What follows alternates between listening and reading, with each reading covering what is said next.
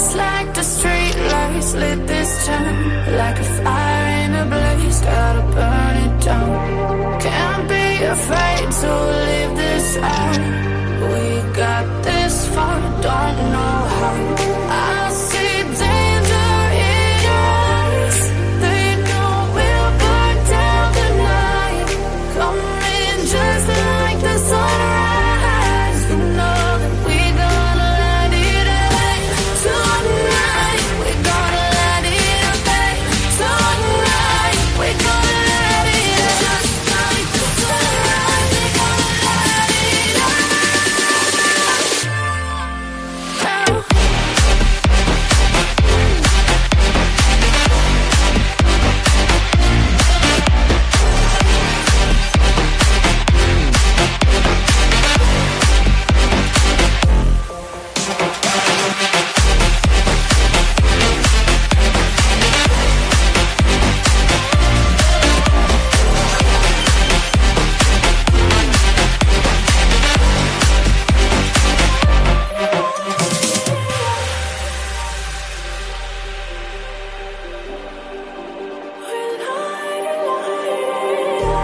Just like a spark that's breaking out. Can't make a stop, can't turn back now. We know that there's no room for doubt. No, we can't turn back now. I see danger in your eyes. They know we'll burn down the night. Coming just like the sunrise. You know that we gonna let it away. Tonight, we gonna let it away. Tonight, we gonna let it away. Just like the sunrise, we gonna let it away.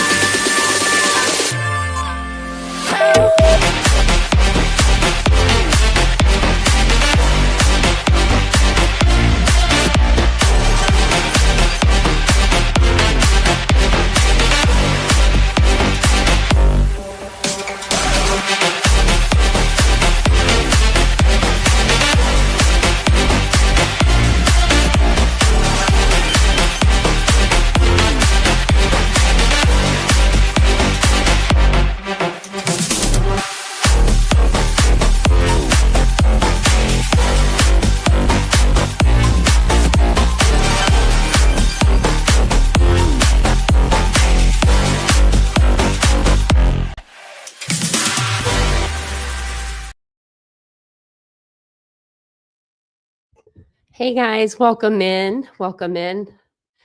I'm a little out of breath. I was running around before the live. Sorry about that. I got one dog in here, one dog not in here, but that's okay. We'll get to them in a minute. But welcome into Sunday's live. It is Sunday, the 13th of June. Or is it July? July, June. I don't even know what month we're in. We're in July. Oh, why are we not in June? Where did June go? I don't even know. I'm wondering now. I'm wondering about June. Okay, yeah, I skipped that month.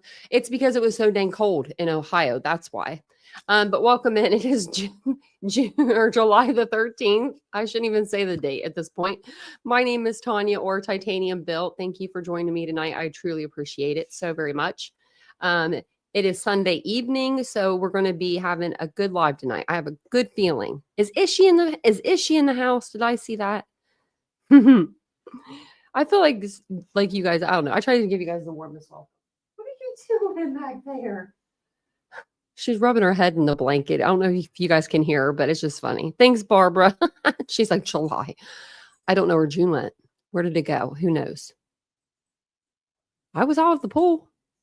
Oh, y'all. People have no respect anymore this day and age. My dog is being just really cute though. Sorry. Yeah, I'll have to tell you about it. Oh, really? Who is it? This Tanya? Was she from there too? From Ohio?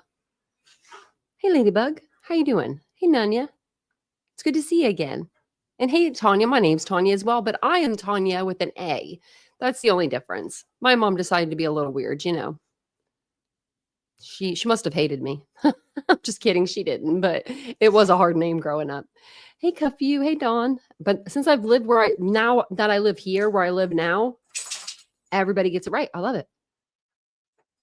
And happy birthday again, Ladybug. I was actually telling Vincent about it today. I said, she makes 71 looking great.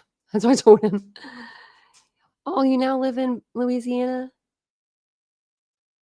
Bobby Butcher from the movie Waterboy. I haven't seen that movie in forever. Hey, Michelle. Hey, Willows. I'll try to go through the names pretty quick so we can get to the live. She's back there. Hey, Dawn. She's back there scratching now. Yes, let's celebrate it sometime soon because we need to. Hey, Nicole. And Michelle. And welcome in, everybody. Everybody's here. Hey, Kathy. Hey, Willows. I think I said hi to Willows already. I was talking to Willows over on the Twitter, on the X, whatever you want to call it. Hey, Kathy. Okay. I'm getting down towards the bottom, I think. Hey, Jog. Steve commented on one of our videos, and he says that he loves the new intro. So if you're listening, Steve, we've missed you, and please come into the chat sometime soon. I feel like it's just, we're missing him. We're missing him. Hey, Ashley. That's one of our subscribers, if you don't know. Hey, Daphne. He got a new job, so he works nights. We just might have to do a day live. Hey, Ashley, welcome in. Hey, baby girl. We got Mary Beth. We got baby girl. We got Ladybug. We got all the mods tonight. You only need 3 whenever you got a chat as cool as mine. Hey, Crystal. Hey, Sherry. Hey, Barbara. Hey, Ishi. There she is. Is she coming in strong with the number 26 on the like? If you guys don't mind, take a second, hit the like while I'm saying hi to you guys, and then we'll get into it. Hey, Legal Lacey, good to see you again. Hey, Monchachi, sitting on the beach in the pitch dark, eating a sandwich after surfing. Blessed day. That sounds really nice, but be careful. Do you have anything that got pepper spray or anything? Make sure you be careful. But that does sound really nice. I remember I haven't been to the beach in a while, but the last time I was at the beach at night, there's nothing like the beach at night. Hey, Daphne. I think I said hi to you. I did. I'm going to say hi to y'all again. I'm going to say hi to everybody again. I'm just kidding. We're starting over. Wouldn't that be funny? Hey, Trips. Hey, Maga Mama. Wouldn't that be funny if I just started reading up your names again? I'm going back to the top. Oh, I forgot my eye drops tonight. Yeah. Am I saying it wrong? Is it Sherry? I bet it's wrong. Is it Cherry? Is it Cherie? It's Cherie, isn't it? Is it Cherie? If your name's Cherie, I'm going to have to be no way, because I know somebody with the name Cherie. And they spell it like that, actually, now that I'm thinking about it. Or maybe it's with an S. Hey, Courtney. I'm not sure which spelling it is. My fur babies are being eaten. Mine's back there having the time of her life. Look at her go. She's just making a little bed on this blanket. You never get to see the brown one. You guys always see the gray one. It's just me and the brown one in here. She's just making a little spot there. She's gonna lay right there. She wants to be on the camera.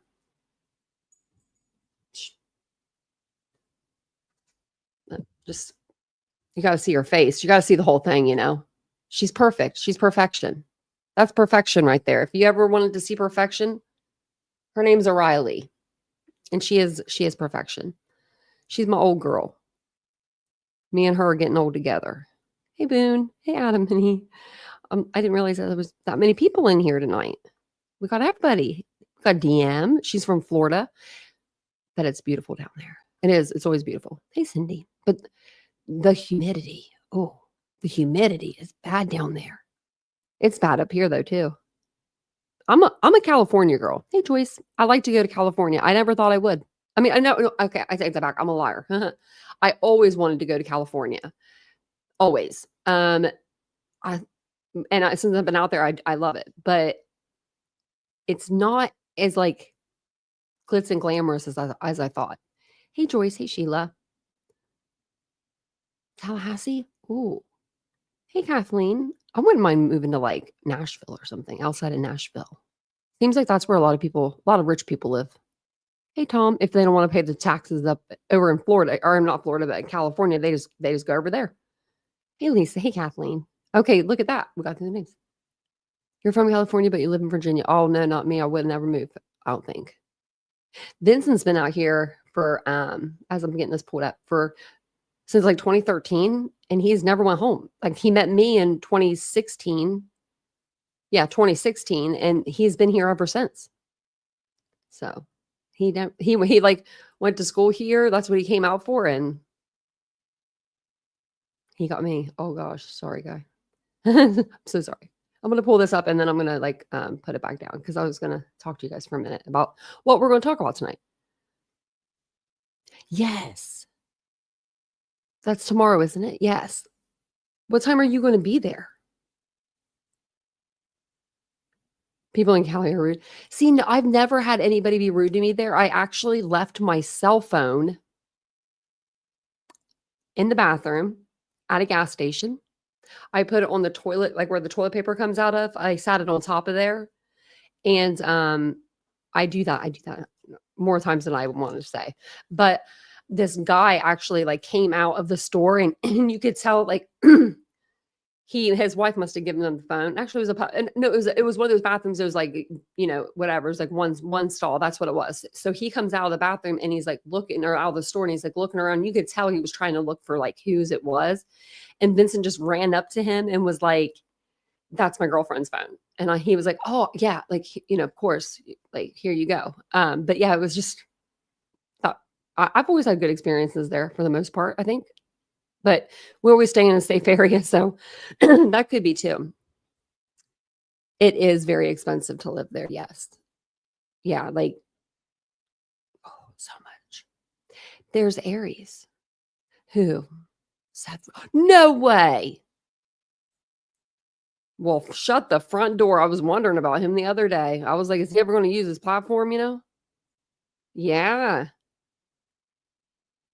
Oh, good golly, good golly, good golly. Well, he can do what he's got to do what he's got to do, We haven't talked about that case since like February or something. It's been a long time. Hey, Cindy. Just because it's just too much. It's just too much. Too much. Everybody's doing too much and not enough just everyone's doing too much. That's all I'm gonna say. That's all I'm gonna say. But if you would have saw me last night after the live, I was writing stuff and then I was deleting it. And I was writing stuff and I was deleting it. And I'm so glad sometimes people put slow-mo on their chat because like then you can't chat more. It's good for me. But first off, I want to thank you guys all for being here tonight. Thank you so much. I just wanted to talk a little bit because of the YouTube algorithm and time, like they won't put ads on your video if you like say any bad words before a certain time, so don't come for me. But I do thank you guys for being here. I appreciate it. If you guys don't mind, take a second, hit the like button for me, and I think it's this light. It's like shining into this mirror over here and then like shining into my prosthetic. Okay, it was just too much of a glare, but sorry. Oh, wow. Probably because she saw him going on. You know what I mean? Follow the leader. I don't know. I'm a leader. I'm not a follower. I've never been. I never have been. And I don't watch her because if you watch her, you're giving her money every time she gets a view. So it's like, I don't watch. I just don't. If I do, it's on a clip channel and I don't even do that anymore. I'm not doing that anymore after last night. Yeah. There's too many lies going into there's so much truth that you could put into that situation that you don't need to lie. But anyways, if you'd like to become a member of our wonderful, wonderful, wonderful channel, it is wonderful. You can become a member by clicking the link above. It really does help the channel grow. So I appreciate you guys, like I said, for the 18th time being here. We're going to get into it now, I promise. I want to go over like Bryan's plea. There's a lot of stuff I want to go over. So we're going to go over the Peacock documentary, I think tomorrow night, the one that's the hour and a half long. So if you guys want to watch that and you don't have and you have it, I do have it on my Patreon. It was the one that Peacock did. So we'll go over that one and then we'll go over the docu-series from Prime Video. And Amazon Video or Amazon, the company, did that. It was their production. It was their production. Thank you, Maribeth, for gifting out 5 memberships. Thank you so much. Kathleen got one. Daphne. Oh, look at that. Tanya, Mary, and Cyborg. Look at that. People that are like in the chat. I love that. So I wanted to go over Bryan's plea deal tonight. And I also want to make just do like an overall open Q&A. So like if you guys have any questions, I know that some of us came into some of you guys came into the Idaho 4 case, a little bit later than, you haven't been here since November, like for the last, 2.5 years. So you guys may have questions about the beginning of the case or the middle of the case or the end. If you have any questions, I'm going to look them up for you and we're all going to get the answer. If I don't know it off the top of my head, even if I do know it off the top of my head, I may just pull it up. That way you have it and you can see it for yourself, because that's how I am. I like to see things for myself. So if you guys have any questions, just what I want you to try to do in the chat. Hey, Susie, welcome in, everybody. I got all the way up in the chat. If you guys don't mind, in the chat, just put hashtag, and then put Tanya. And if you can spell it anyway. I spell it Tanya, but you can spell it anyway. And if I do this, you'll be able to see it. So just do that. Do hashtag Tanya. And then put your question in the chat. And then if I don't get to it right away, I'll star it and I'll come back to it. And I'll keep my eye on the chat. And if you want, you can even go a little above and put some like little fireworks or something in the chat to get my attention. So I wanted to go over the family members that were either for or against the plea deal with Bryan Kohberger. I feel like a lot of people were kind of confused on who was against and who was for it. So I just wrote this out like on Canva, but I figured we would go through each victim and see the immediate family members, if they agreed or if they disagreed with the plea deal, because it's even split. So Maddie Mogan's mom and her stepfather, they both agreed with the plea deal.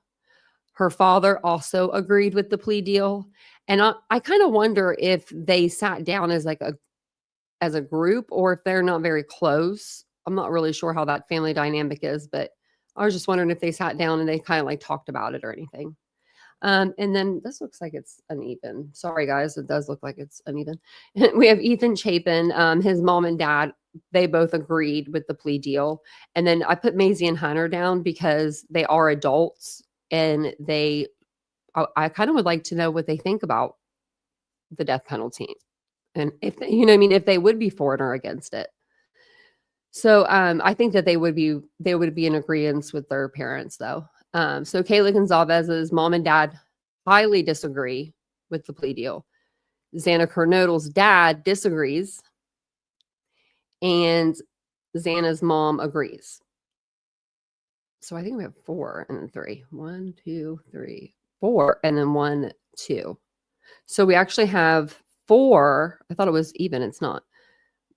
4 that agree, and then 2 disagree. Well, yeah, 2 disagree. Because I'm counting like the mom and stepdad, I'm counting them as a group, a collected group. I'm counting Kaylee's parents as a group. So I don't know, maybe that's why they went for it. I don't know. I still am just in shock of everything that's been going on. And so, that's why I don't know. I have to have it out on just have to write it out and just have to go through the things. So then we have Bryan Kohberger's family. They broke their silence, on the plea deal. They haven't said anything since when he was arrested. And they said that they stood by the victims' families and that, they hope justice is served. And then you hear them say, we heard them say something like they weren't going to work with the prosecution. I'm not exactly sure where we heard that. So it could have been in an article. So don't take that as, gold. But they did say in this article, they have it. In light of recent developments, the Kohbergers are asking members of the media for privacy, respect, and responsible judgment during this time. We will continue to allow the legal process to unfold with respect to all parties and will not release any comments or take any questions. Do you think, I mean, his dad had to have known something was up when he walked in his apartment and there's nothing in it. He doesn't even have clothes in it. He's got the whole car packed up or something. Like he didn't even have clothes in his apartment, I guess. What was he wearing? I don't know.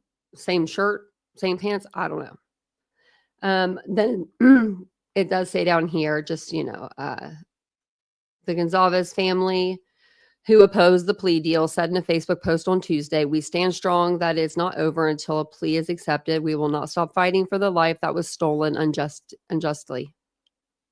So sad.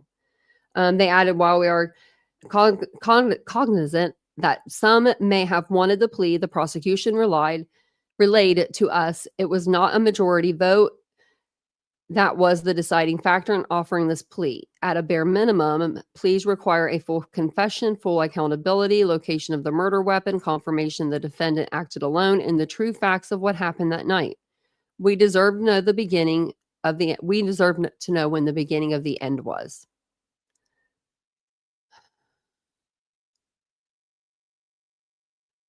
I wish I could give him an answer. I'm trying to think of one and I can't. Mogan's father, Ben Mogan, told CBS News, "We can actually put this behind us and not have these future dates and future things that we don't want to have to be at, that we shouldn't have to be at, that have to do with this terrible person." And I can understand that. I can understand that. We get to just think about the rest of our lives and have to try and figure out how to do it without Maddie and the rest of the kids. So I thought it's sad. That's sad. Hey, Carl. Hey, Betsy. I had a question for you guys. Now I can't even remember it. Good golly, got too much sun today or something. I feel like my brain's fried. So, let me see. We're already down here. Shoot. Okay. So, I wanted to play this podcast for you guys. Actually, let me rewind it. I listened to it earlier. It's from Fox. It's 26 minutes long. I should have played this one before I played the other documentary that they had, because it would have made more sense. Because this one came out first.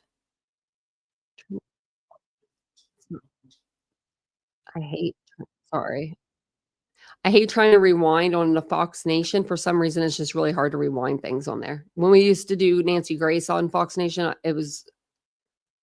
I would always listen to it first, and then I'd have to try to rewind it, and it was a headache. So what I'm going to do is I'm going to put an overlay up. That way you guys have, pictures and stuff to look at. I was getting ready. Like, I thought about deleting all of my pictures in my, thing, because I don't know. I just thought we're not ending the case, but I didn't think we'd be listening to too many more podcasts. But this one was really good. I thought it was good. They make some really good points. They make some points and they say some things that I didn't even know. So there's two gentlemen that are on this podcast. I'm not sure of their names, because I thought it was her, but I thought it was Emily. But it's these two gentlemen, and one of them was in court sitting behind the Kohbergers, and he just talks about what he saw. And I haven't heard his accounting. I've heard, Anjanette Levy, what she said. I've heard Brian Enton, what he said. We've seen the seating chart. We got, the seating chart that showed, actually, it's still right here on my desk. I'm still going, looking at this, wondering where some of the people were, but, I don't know. Maybe we'll never know. But we got the seating chart. What was I going to say about? I don't know, but I wanted to show you guys this podcast because these guys talk about what they saw when they were sitting behind the Kohberger family, and what they saw was kind of different than what everyone else saw. So I kind of just wanted to get their point of view also, so we have everything's out there. But this is from Fox Nation. I'll drop the link in the chat right now if you guys want to go over there, subscribe. I don't know. Maybe it'll give you I think it gives you a free trial or something. I've had this since the Idaho murder started, pretty much. So I never unsubscribed. So this just goes over Bryan Kohberger pleading, to the homicides, and they go over, like I said, what they saw in the courtroom that day. Now, when we were going over the courtroom like seating chart. I do want to say the person that made this was in court that day, and they said when he walked in, he did smile to his parents. So, because in this podcast, they're going to say, that the dad, the mom didn't really do like make much noise or cry or anything. So I want to make sure that that he did smile. I don't know if he was probably smiling, like, trying to reassure them. That's the only thing I can think of, right? You're going to prison, buddy. If you didn't catch our live last night, it was a good live. We listened to Jumpsuit Pablo. He talked about how he was in prison for 10 years and what Bryan Kohberger will experience when he goes into prison for the first week. So if you guys want to check out that live, it was from last night. Luxury SUV Polestar 3. Okay, this is at the beginning. This episode is brought to you by Polestar. There's only one true way to experience the all-electric luxury SUV Polestar 3, Hey, Cynthia. and that's to take a test drive. It can go from 0 to 60 in as little as 4.8 seconds. I got to look it up. My last Casey Anthony Nancy Grace video did excellent. The dynamic handling of a sports car. But to truly Who's a understand how it commands the road, you need to be behind the wheel. Up to 350 miles of range, the 3D surround sound system by Bowers & Wilkins. I could It's go all through something that. you have Oh to my gosh. experience to... We can fast forward. We don't have to listen to commercials. Oh my gosh, sorry. On Wednesday, July 2nd, inside the Ada County Courthouse, Bryan Kohberger pled guilty to the 2022 Idaho student murders. Kohberger initially pled not guilty to the crimes when indicted in 2023.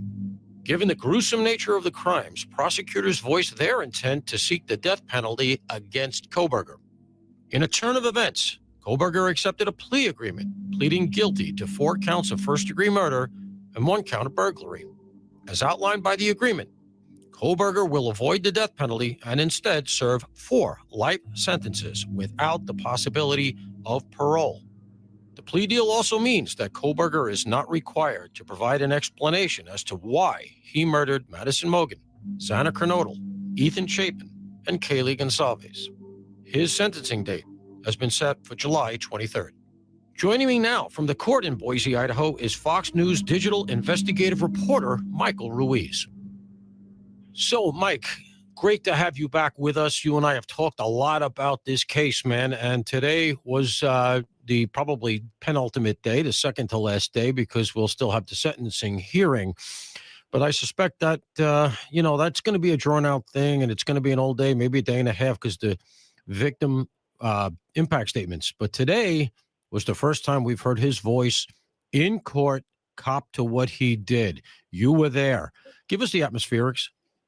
Yeah, it's the first time that we've heard him talk, I think, since his first appearance in Idaho when he first got extradited. He was, the first time we saw him, shaky, uncertain. I think he was a lot more confident today, although there were times where you could see he was visibly, I think, uncomfortable as they were reading the charges and the penalties and that kind of thing. But he had his posture up the entire time. He looked straight at the judge when the judge was speaking. He looked straight at the attorneys when the attorneys were speaking. I did not see him at all look over at his family or the victims' families, which kind of stood out to me. But he seemed to be there. He had a mission to do today. That was to change his plea, fess up to the crime. And he did that pretty straightforwardly. I don't know if I necessarily would look at the victims' families. Was his father in the room? His father was in the room, second seat, basically right over Ann Taylor's shoulder. I don't think you could see any of the families on the courthouse stream, but he was there. I was sitting slightly behind him.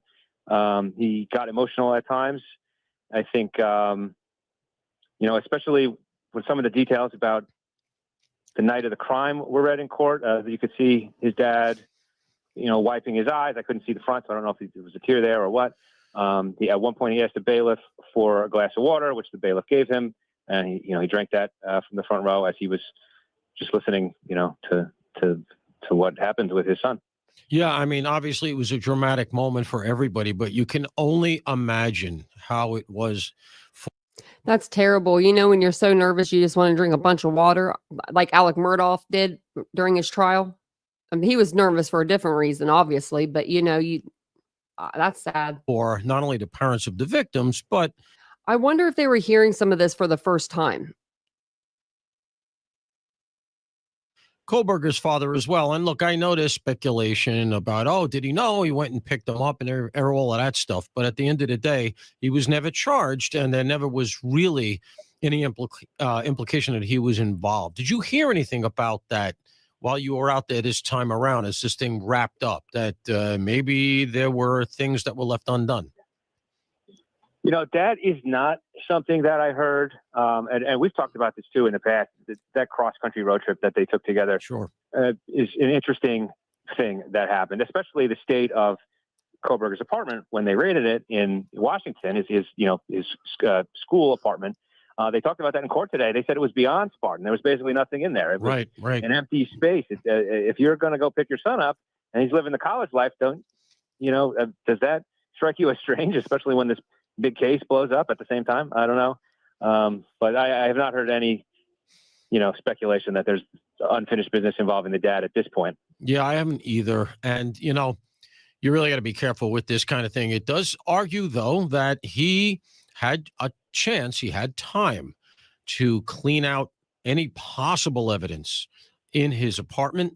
We all know you can find with luminol and the more updated versions of it now, you can find trace examples of blood in almost any environment. And because it took 6 weeks, which is actually quite good when you consider how what little they had to go on, because I'm just interrupting him because Bill Thompson did say that they looked and I'm trying to I don't know how to explain it. When you get into your car, there is that little piece of plastic that's between your seat and your door.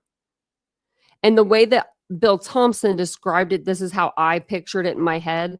I pictured that they kind of ripped that part of the carpet out or, the floor out because they couldn't find any biologicals in the car. So they took that piece out where in every single car, there's probably crumbs, hair, something in there. You know what I mean? Especially with this car being older, people normally don't clean there. So things just happen to get stuck in there. And it was spotless. It was perfectly clean.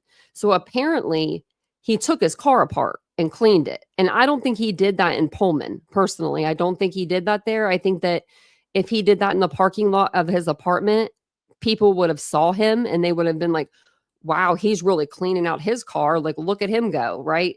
And then we'd have people talking about that. So I don't think that's the case. I think that he cleaned it pretty good. I think he cleaned it really well. And then when he got to Pennsylvania, when he was in his parents' driveway, because it's more hidden, that's where he cleaned it. It was completely unconnected to them. 6 weeks is not that long, but that said, it gave him a chance to clean that out, to clean out the car.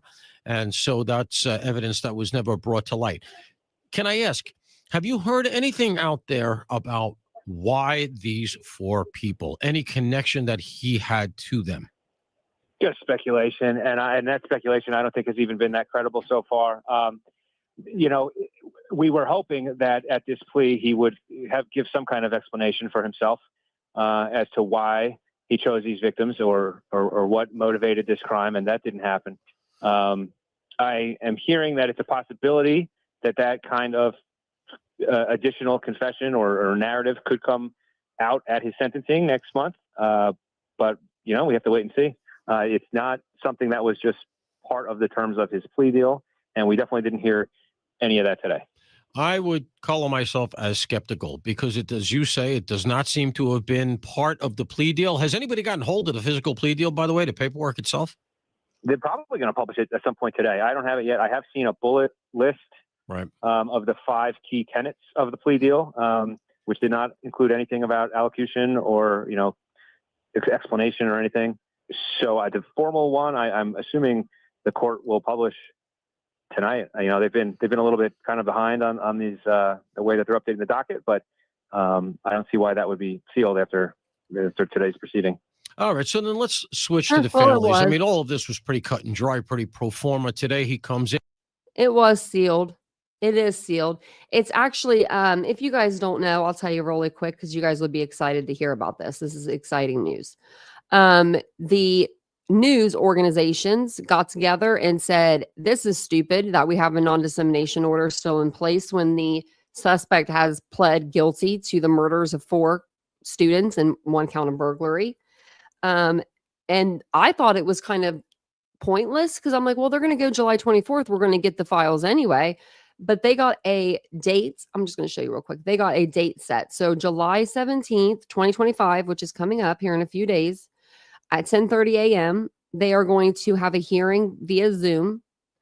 And we're not going to be able to see it, but they will have a hearing and they're going to talk about releasing the non-dissemination order. So we may have the files by July 17th. July maybe. Oh, you guys can't see. July 18th. I got to pull Kohberger down and get me back up here. Sorry about that, guys. Sorry about that. Let me add this to the stage. Okay. Let me make it a little bigger so you guys can actually maybe see it.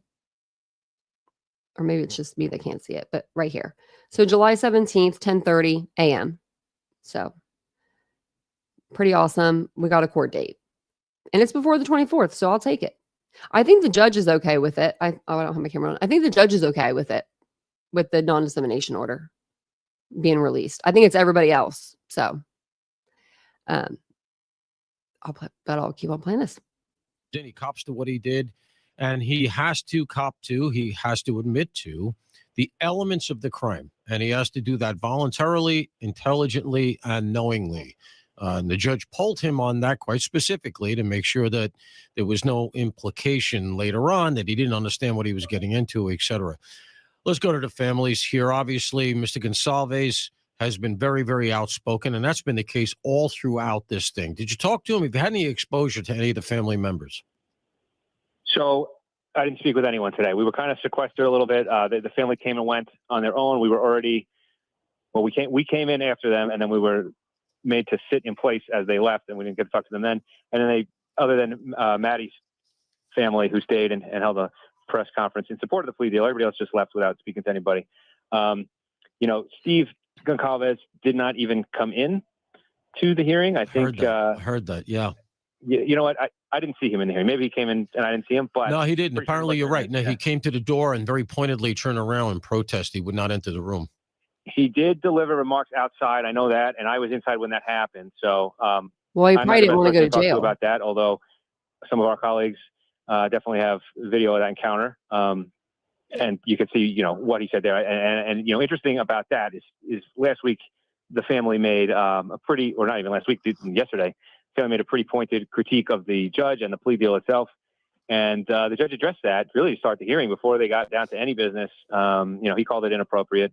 And kind of encouraged people not to follow the request in that post, which was to contact him and complain about the plea deal.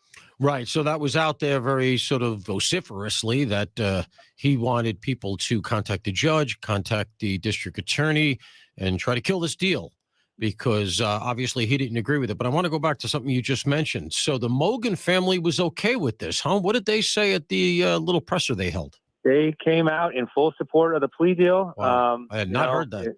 It happened. It was a little bit of delay. We thought everybody was gone. And there was the standard routine. The press waits outside. You have the microphone set up, waiting for in case the lawyers come out. Wasn't really expecting the lawyers, and they didn't really speak at all. But at one point, I just asked one of the bailiffs, is someone actually coming out? And they said, yeah, someone's coming out. And it turned out to be the Mogan family. And they didn't speak. Their lawyer.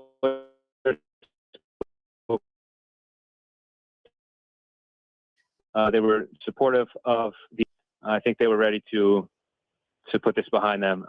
And under the terms of the deal, Kohberger is never going to see the light of day again. I think they're satisfied with that. Yeah, and you can understand that. So, but what you're saying now, because my understanding is that the Chapin family has a similar posture. However, now Gonsalves does not. Am I wrong? No, you're not wrong at all. The Chapins said that they were coming in support of the plea deal. I mean, it's a brief statement that they put out, but I mean, they're in agreement with it. And obviously, Mr. Goncalves is not on that side of the fence. But you have, 4 different victims with different families from different parts of the country. They're going to have different opinions on, what justice is. And the facts of the case, regardless, remain so severe that it did prompt prosecutors to tell the court they intended to seek the death penalty early on. So, it was on the table. And it's the kind of heinous crime, which I think in Idaho, the way that it works is only the worst of the worst can even be considered for the death penalty. Sure. And this fits the bill. Yeah. In fact, that is the law out there, that there have to be aggravating factors. And this crime certainly fit that. You had multiple victims. You had there's a series of aggregating factors. You only need one. And this, as I recall, it hits at least two or three of the metrics for the death penalty. And obviously it was on the table. Had that aspect of it been challenged, I don't think that it would have gone very far. But I want to come back to the families. So now we know that the Kernodle family is more aligned with the Gonsalves family on this relative to the death penalty. They wanted it. Mr. Gonsalves wanted it. The Kernodles, Xana's dad wanted it to go to court. So that I think he's wrong there. And then you have the other two families on the other side. Now, look, I don't want to turn this into a soap opera. At the end of the day, there are 4 kids that are dead. But let's just face facts. There's been a lot of stuff that's been put out by the families relative to not agreeing with this. So am I hearing you right that essentially it was a 50-50 split? You know what? I don't know if we can call it a 50-50 split. In terms of the parents, I've seen other relatives of Xana oppose this deal. Yeah, her I aunt. have not heard directly from either of her parents, and I don't think I've seen them speak to anybody. I know that her aunt spoke out very vehemently against the deal. They wanted death. Mary Beth, thank you. That's all that I've seen That's on so that. kind. And her mother, as I recall, had her own legal problems while all of this was going on. So that could explain why we're not hearing from a direct relative of Xana Kernodle. But nonetheless, the initial way this all started after the apprehension was that Mr. Gonsalves was kind of the spokesperson for all 4 of the families, but obviously that's no longer the case. And look, this stuff matters because you're going to hear it in about a month at the sentencing hearing. And there's going to be all these victim impact statements. And you can bet that there's going to be some high drama there, despite the fact that what's going to be done with Mr. Kohberger is a fait accompli. He's going to jail for the rest of his life, and it's a done deal. Let me ask you this. Let's switch from the families. Let's go to the feeling on the ground there. I know you've been out there for a couple of days. I was going there for a hot minute, but then there was a change of plans here. But I've been out there like 6 times. And well, let me have a feel for before we get off the families. Let me just add this one thing. When Maddie's family came out, it was her mother and her stepfather. It wasn't Ben Mogan. It wasn't her father. So he wasn't with them. That statement, he may or may not have been involved in. So that's another question mark about that. I just want to make sure you're aware of that. All right. Well, again, the point is that they're no longer speaking with one voice. And right. So, it does look like whereas they have been, because Mr. Gonsalves was kind of handling the whole thing. More of the Fox True Crime podcast coming up. Hey, it's Ryan Reynolds here from Mint Mobile. Now, I was looking for fun ways to tell you. Mobile.com. The people out there spoke to... Equivalent to $15 per month required. New customer offer for first 3 months only. Speed slow after 35 gigabytes if network's busy. Taxes and fees extra. See mintmobile.com. What is the feeling like on the ground? Because obviously it's big talk out there. I just got back. There is nothing about bull riding that is easy. Bull riding's a dance. Right in the middle of the dance, there's a fight going to break What out. happened? Last Cowboy State. It just went to a whole different program, and I wasn't even on that page. What the heavens? Okay, let's try that again. Sure, Sorry about that. All right. Well, again, the point is that they're no longer speaking with one voice. And right. So, it does look like whereas they have been, because Mr. Gonsalves was kind of handling the whole thing. More of the Fox True Crime podcast coming up. Hey, it's Ryan Reynolds here from Mint Mobile. Now, my big idea for the commercial. Last weekend, talking to some of the people. Payment of $45 for 3-month plan, equivalent to $15 per staying month on the required. page now. New customer offer for first 3 months only. Speed slow after 35 gigabytes if network's busy. Taxes and fees extra. See mintmobile.com. What is the feeling like on the ground? Because obviously it's... Are you kidding? See how 20... What the heck? That is every time I go off the page, it does something weird. I'm so sorry, guys. Sure, you're aware of that. All right. Well, again, the point is that they're no longer speaking with one voice. And right. so, I'm going to pause it. Make sure you guys can hear it and everything. Let me know if you guys can hear it. I think you guys can, but does look like whereas they have been, because Mr. Gonsalves was kind of handling the whole thing. More of the Fox True Crime podcast coming up. Hey, it's Ryan Reynolds here from Mint Mobile. Here's my big idea for the commercial. Give it a try. And talking to some of the people out there, spoke to a defense attorney out there, pulling apart some of the legalities. What are you getting from Idahoans? Like, what's their feeling about this? I think that there was a great amount of interest in the case. I mean, there were, and not just Idahoans, right? So there were local. Oh yeah, nationally, of members course. of the public here. That was standing in line all morning with a woman who was road tripping across the country, and one of her stops. So she just wanted to see it. There's obviously a huge amount of interest in this case. I think the plea deal really shocked a lot of people in the public. The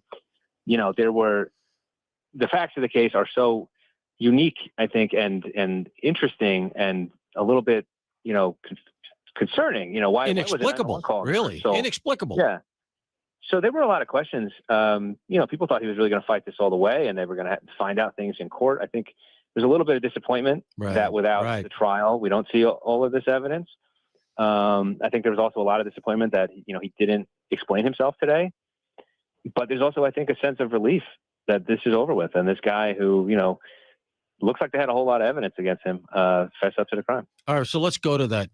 How do you hear the plea deal coming together? Because we were all shocked. Have you heard any background on it? Just a little bit.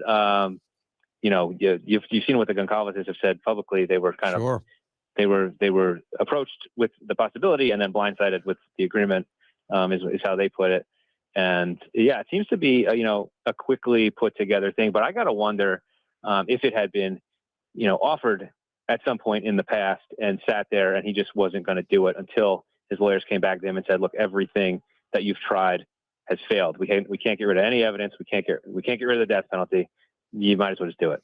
I got to double tap that. I think you're absolutely right. It can't be a coincidence that after trying some of the crazy things they tried, as in, well, he has an alibi. He was staring at the stars.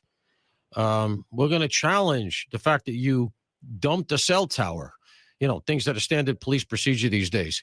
It can't be a coincidence that after they lost their last Hail Mary, which was this concept of 4 alternative suspects that they wanted to introduce with essentially no evidence, the fact that Judge Hippler swatted that down. Can it be a coincidence that not long after that, all of a sudden, we get this plea deal? Yeah, well, that could be a coincidence, right? Maybe it's not. I would think it has to be. It has to be. I have to agree with Tripp. I don't think that he has ever necessarily said that he represented all the families. He's actually said quite the opposite. In a lot of the interviews, he said, I can't talk for Xana and Ethan, but I can talk for kind of like for Maddie and Kaylee in a way. Do you know what I mean? And he only said that a couple of times. And that was in the beginning when he was kind of like helping them and taking the reins and, doing this. Now, I truly hope their difference of a plea deal, which I don't think it will, but I hope it doesn't affect their relationship as friends, Be, related, because at that point, the defense is looking at the landscape and saying, you know what, there's no way to go with this. The evidence against my guy here has piled up. We have done every tactic we can for 2.5 years to try to develop something, see if we can find some route to raise reasonable doubt with one of the jurors. And we just crapped out on our absolute last play. And so if you're ever going to accept a deal or proffer a deal, because we don't know which side offered it. Have you heard which side might have offered the deal? No, I have not conclusively yet. I think we're going to find out soon. There's another thing too. With all of the defense motions and efforts that have failed, the latest thing was they wanted to continue the trial again because Dateline got a whole bunch of stuff, and they were saying that's going to bias the public. They want to delay. That was like part of the motion for a continuance. The other part of it was that Ann Taylor insists that she has not had enough time to go through discovery and can never have enough time to go through discovery.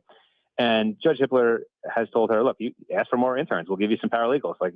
We'll help you out. You can do the discovery. There was an exchange today in the courtroom where, part of, I think, the formality is, have you had enough time to go through discovery? Before he can plead guilty, they have to concede that they have had enough time to go through discovery. And she said, yeah, but, she kind of grinned a little, and it was almost like a chuckle. It was a joke. Like, okay, like you got me. Like, yeah, we've done the discovery. We've seen everything we could see. and we're throwing in the towel here because they can't find anywhere to put reasonable doubt. Yeah, no, I saw that. I saw that exchange. And, if you were really locked into the case here, you caught it because it's been almost 3 years, really, well over 2.5. And, at this point, what discovery is left? Now, I got to be honest, where I would have gone had I been a defense is I would have said, hey, look, we're just learning about all of these leaks. We're just learning about these specials. And look at the Karen Reed case. Karen Reed case, some of the most important stuff ended up on the cutting room floor. And they had to subpoena that from the television companies, the production companies, in order to get it. And then they used it at trial. And, it looked like it was effective. Ultimately, it was not. But I expected that kind of emotion relative to trying to get a continuance, which means just a delay. I thought that they were going to try to go that route. I never heard that they did. And it doesn't sound like Hitler was going to be interested in it anyway. But what it raises is a point I want to ask you about. And it's going to be our last point because we're running out of time. But the leak investigation. So if we both recall, I know that at one point it became clear that there had been some really serious leaks. The implication from the way Hitler handled it in the courtroom was that it came from the law enforcement side and not a good optic. And he literally said it to both sides, but it seemed to be more, he was saying it to the defense. Do you want me to appoint a special prosecutor, somebody to really look into this thing and maybe even take it criminal? And that's not something you want to hear if you're sitting where the prosecution is. So I got to ask you, had you heard anything about that out there, or has there been any intimation as to who it was that leaked in this case? One thing I did hear, and this is from attorneys who have put cases in front of Judge Hitler before, is that he was going to assert control of the case. I think, before it got to his courtroom, there was a lot of cooperation between the sides that kept everything that was going on out of the public view. And, he put an end to that by promoting transparency. But at the same time, he said, look, you got to justify filing this, that, and everything else under seal. You have to explain yourself, and I have to approve it. You can't just agree that this is going to be under seal, and I'm just going to sign off on it. So he started making them, put a lot of stuff out there that we hadn't seen for the years that this case has been going on. All that stuff came out recently, the 911 call, the text messages, a lot of evidence about the scene. And, I think it's interesting that as he was asserting control in that way and sharing much more about the case with the public, at the same time, this leak happened, which subverted that control. Probably wasn't happy about that. And, then all of that other evidence leaked, the shower selfie where he's giving a thumbs up, which Bill Thompson talked about today. The other thing about the shower selfie, there's a shower curtain in the corner of that shower selfie. So that morning when he came back from doing the murders, because he is now a confessed murderer. That's right. The shower curtain was there. When they served the warrant 6 weeks later, there was no shower curtain. The whole apartment had been wiped down, cleaned up.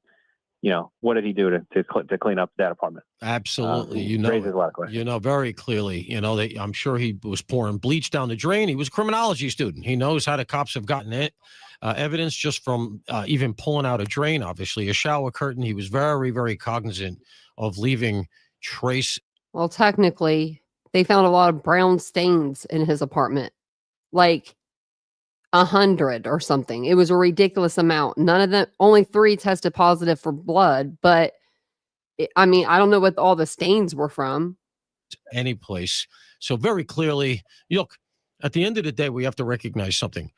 While it feels like the death penalty was a more draconian sentence, and I understand the family's position, of course, I can't fully appreciate it, but I understand it.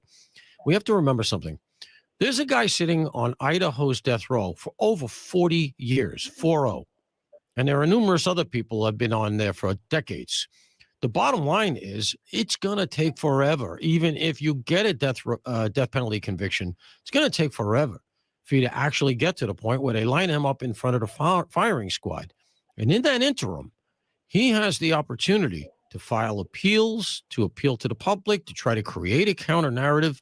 And, you can say, oh, it's never going to happen. But you know what? I got to tell you, and this goes to the difference in our ages, Mike, because I'm older than you are. I never thought you'd see a day where the Menendez boys were going to be considered the victims and let out of jail. Good grief. The point is the years change perceptions, People forget, entire generations pass away.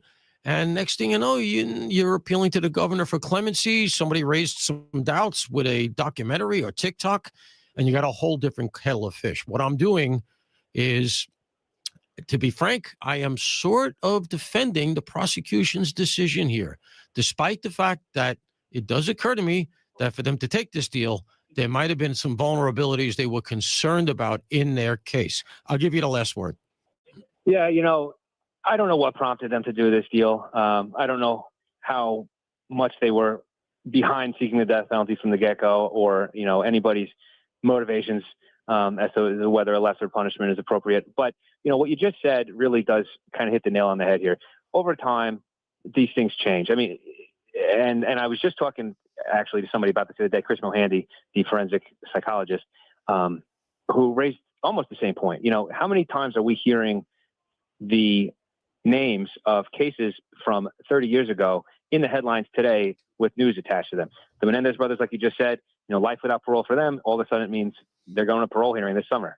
Scott Peterson, he was sentenced to death. Death was commuted. Now he's sentenced to life without parole. He's still coming back to court with appeals. The Manson family, that's even, twice as long ago. Sure. Members of the Manson family are still making headlines and you're right. for parole. So the times change, public perception changes. When the Menendez brothers got out, well, they're not out, but when they got their resentencing successfully, that hearing was just weeks after their uncle died. Kitty's brother, Milton Anderson, was the only publicly vocal family member who opposed their release.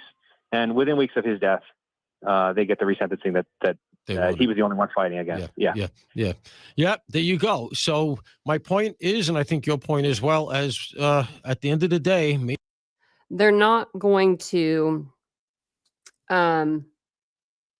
give him a lesser sentence. We're not going to go back to the 70s where, you may have been, if you were charged with murder, you may have gotten 10, 15 years, right? They're not going to do that. I don't know why people keep bringing that up, because they're not going to do that. And the death penalty is off the table now. So he will not be in front of a firing squad. But that doesn't say there's not other deaths that happen naturally that aren't, worse. maybe this is the best that we could have hoped for. But look, I am sure going to hear a lot more about this case, certainly before the sentencing hearing, which is going to be later this month in July. And between now and then, we will be watching and I am sure talking. So Mike Ruiz, Fox News digital crime reporter, one of the best in the business. We appreciate you being here, buddy, and we'll talk again. Yeah. All right. Thank you for having me. To hear more stories like this, you can listen to our past episodes on the Fox True Crime Podcast. Go to Fox News. Stop that. I was trying to turn it off. Sorry, I had to blow my nose really quick. Let me get the screen back to normal and then we'll go over some more stuff. So basically at the end they were talking about the leak and I'm actually wondering about that. I'm little. Okay. Let me get myself back down here too. Okay. We're back to where we were. Yeah, all Scott Peterson, that just makes me upset. And the Menendez brothers makes me upset. I mean, they killed their parents. Let's be real. Right. Even if they were being molested or whatever, right? Even if that was going on, because I don't know the case that well, but I know that's what they're using now to try to get out. That doesn't take away what you did. You unalived your parents. Like, you can't do that. You can't just go around doing that. People were crazy, And thank you. Thank you very much, Cynthia. And thank you, Cuffy. That's really nice. You guys. It's a little matching set. I got it at the Target. It says, I don't know why it says American Summer. Someone's going to get me for wearing this. Because I don't know what the difference between every other summer is, but that's what it says. And I just thought it was cute because it was a set and I like sets and I like soft stuff. So thank you. I appreciate that, guys. And I'm always in the sun. Your girl loves the sun. I don't love it, actually. I love it. I lied. I love it. I just don't stay out for very long. So pretty much, I want a Q-tip. A Q-tip's kind of what did him in. A Q-tip and spotless car. It said, I just thought it's just a weird post. I don't even know who this is. It's a radio station, but key evidence linking suspect to murders of 4 Idaho students. And I'm telling you, it's not my night tonight. I got an eyelash in my eye or something.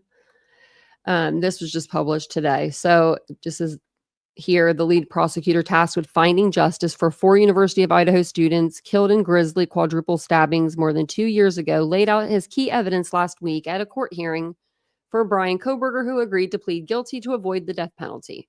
And did anyone else notice how, like, Kohberger was more active in court? Like, he might not have been moving around like, like I would be, but he was moving around a lot more. He was more like, I don't know, like the picture with Anne, like on his, like she has like her hand on his arm.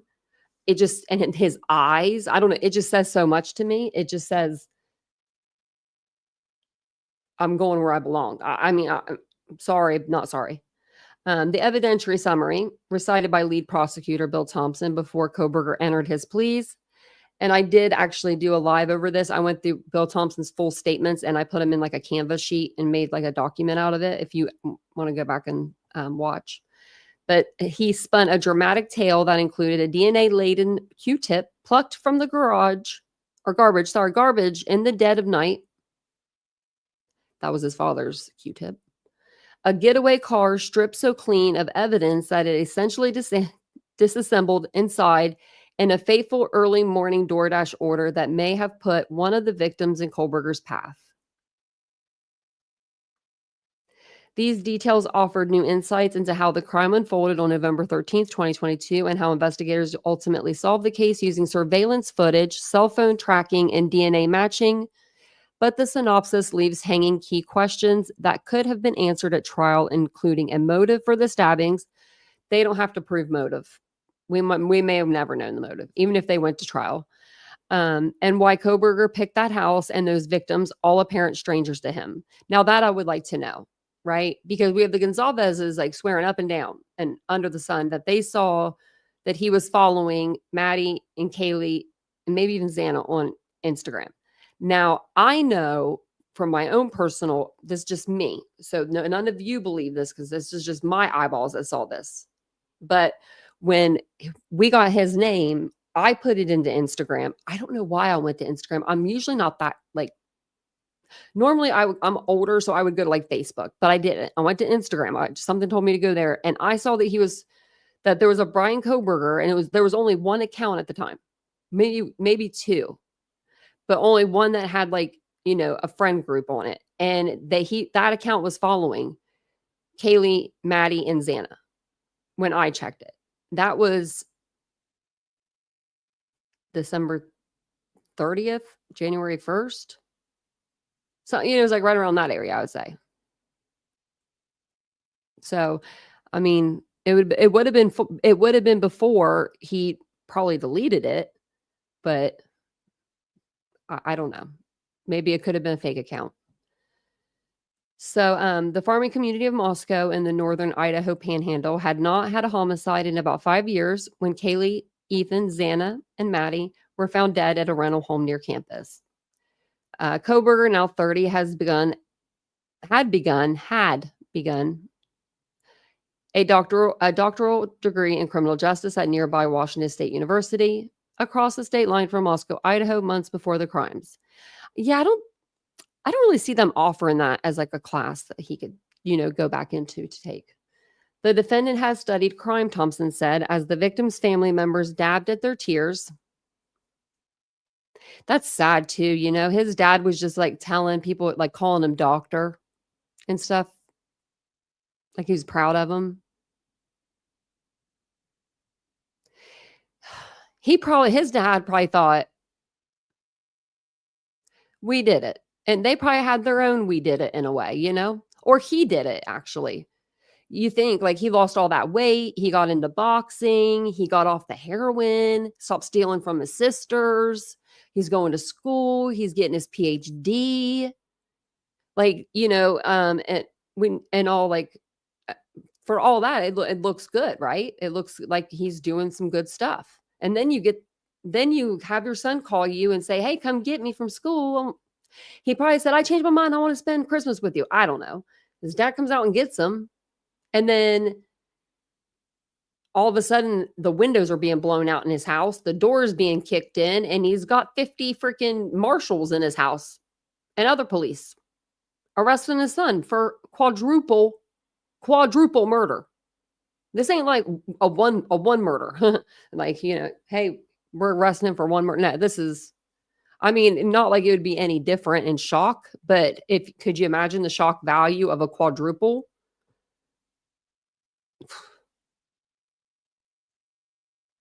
Man, I almost want to say it's like, I don't know. I won't say that because I don't know what that's like, but it's just weird to me. It's crazy to me. And I do feel bad for his parents. So as of right now, anyway, if he does this, like if some book comes out and it's like, my parents knew, my dad was like all about it. You know what I mean? Then I'll probably have a different opinion, but I don't think that they had anything to do with it. And I don't think they knew. But it says Kohberger's cell phone began connecting with cell towers in the area of the crime more than 4 months before the stabbings. And like, that's something like, okay, that's a fact right there, right? So why couldn't Bryan say, well, I was in Moscow doing this, and, you know, like, and get a receipt? Like maybe he go into the Mad Greek. I'm just saying, you know, they could look up the records at the Mad Greek to see if that was in fact true. But he never came out and did any of those things. A compilation of surveillance videos from neighbors and businesses also placed Kohberger's vehicle known to investigators because of the routine traffic stop by police in August in the area. So anytime they saw him in the area, he should have had an alibi for that. Well, I was in the area because I went over to my friend's house to smoke some pot. I don't know. I mean, just whatever. I don't know. Something your friend, then your friend can corroborate you. On the night of the killings, Kohberger parked behind the house, or he could say, like, I was over there doing this. Like, I don't know. On the night of the killings, Kohberger parked behind the house and entered through the sliding door to the kitchen at the back of the house shortly after 4 a.m. He moved to the third floor where Madison Mogen and Kaylee Gonzalez were sleeping. After killing both of them with a knife, Kohberger left a knife sheath next to Mogen's body. Both victims' blood was later found on the sheath, along with DNA from a single male that ultimately helped investigators pinpoint Kohberger as the only suspect. On the floor below, another student was awake. Xana Kernodle had ordered DoorDash not long before, and as Kohberger was leaving, he crossed paths with her and killed her with a large knife. He then killed her boyfriend, Ethan Chapin, who was sleeping in Kernodle's bed. Kohberger left 2 others in the house alive, including one roommate who was expected to testify at trial that sometime before 4:19 a.m., she saw an intruder there with bushy eyebrows, wearing black clothing and a ski mask. I wonder what Dylan was thinking at his plea hearing. You know, I hope she was okay. Bethany, too. Roughly 5 minutes later, the car could be seen on the next door neighbor's surveillance camera, speeding away so fast the car almost loses control as it makes the corner. What did Kohberger do next? After Kohberger fled the scene, his cover-up was elaborate. Prosecutors believe he drove back roads to his apartment his apartment in Pullman, Washington, to avoid surveillance cameras on the major roads, and didn't turn his cell phone back on until 4:48 a.m. and by 5:26 a.m. he was back in Pullman. Later, Kohberger changed his car registration from Pennsylvania to Washington State, significant for investigators who were combing through surveillance cameras footage because Pennsylvania law doesn't require a front license plate, making it harder to identify the vehicle. That was a pretty smart move. But he could have got away with that, right? He could have said, my birthday, because like literally his birthday's in November, right? He could have said, I was moving to Washington. I was going to go ahead and switch my plates. My birthday was coming up, so I was getting my registration. Like that's something I think that he could have swayed the jury with, you know, because it was only like a few days different. And like his birthday is like the 21st or something, like, and he did this on like the 11th. I can't remember the exact dates off the top of my head, but it was like really close like that, if you guys remember. So, I mean, you know, technically he could have said, well, I moved out here. I'm a Washington resident now. I'm getting a Washington ID and Washington tags. But he didn't. You messed up, Kohbergs. And by the time investigators did catch up with him weeks later, his apartment and office in nearby Pullman were scrubbed clean. I don't think anything was in his office. Not a damn thing. I don't. Spartan would be a kind of characterization. There was nothing there. Nothing of evidentiary value was found. Thompson said of Kohberger's apartment. Yeah, it was sparse. It didn't have anything in it. The car, too, had been essentially disassembled inside. He adds, it was spotless. The defendant car had been meticulously cleaned inside. Or, I mean, really, or did he just, was he that good with his little like shower curtain or something he had? What if he had 2 Dickie suits? Hell, I don't think he would need to. But what if he just had the one, he puts it in a bag, and then he sits in the car? There wouldn't be that much transfer. If there was, it would be easier to clean up, you would think, because you took off the garment, right? I don't know. I don't know what they're expecting to find in there. If he did have clothes over his clothes. Like he could have been wearing like long johns or whatever, you know. I don't know what they call them nowadays, old school. But like, you know, like stuff that keeps you warm like in the winter, like that stuff underneath, or like Under Armour, you know, like leggings, like the, you know, Cold Gear leggings and the shirt. And it would be like that would, I mean, I would fit under a Dickies outfit without, and you would still have plenty of room to move your arms and move your legs. Do you know what I mean? Maybe not the long johns as much, but the Under Armour stuff would. Because it's like pretty much like to your skin, you know what I mean? It would just be like wearing a pair of leggings and a tight shirt. So with the DNA of a single mystery male on the knife sheath, they worked with the FBI and local sanitation department to secretly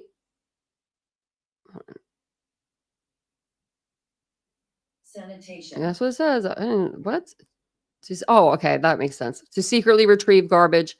I was like, sanitation, but sorry. Retrieve garbage from the Pennsylvania home of Kohberger's parents, seeking a DNA match to their suspect. They conducted what's called a trash pull during the nighttime hours, Thompson said, and took trash that had been set out on the street for collection and sent it to the Idaho's forensics lab. Now, if they tell you that they can't get DNA back in an hour, they can get it back in a day. Apparently, they can fly it. So don't let them get you with that.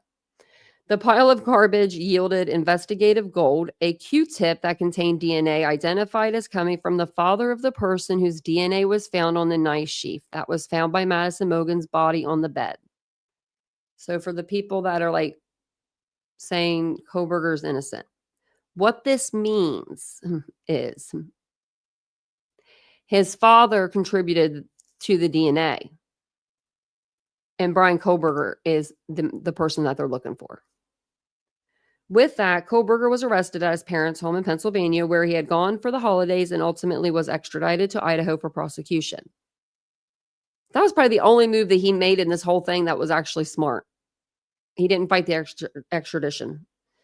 Even while prosecutors detailed that night, a key question remains: why did Kohberger target that house and those victims? Did he know them, and what was his motive? I could take a wild guess. We do not have evidence that the defendant had direct contact with 1122 or with the residents of 1122, but we can put his phone in the area on those times, Thompson said, referring to the house number where the murders took place. Some of the evidence may have come out in trial and may have yet be contained in documents related to the case that have been sealed by the court until after a July 23rd sentencing hearing, which actually is now the July 17th hearing. A gag order in place for all attorneys in the case is still in effect as well. Those documents include witness list, a list of exhibits, analysis of the evidence, requests for additional discovery, filings about mitigating factors, and various unsuccessful defense motions that sought to introduce alternate suspects, among other things. And we already read about the parents being split. But,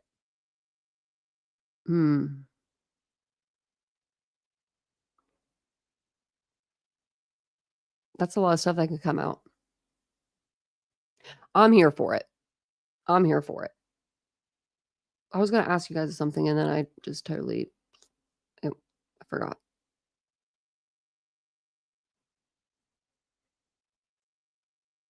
Never mind.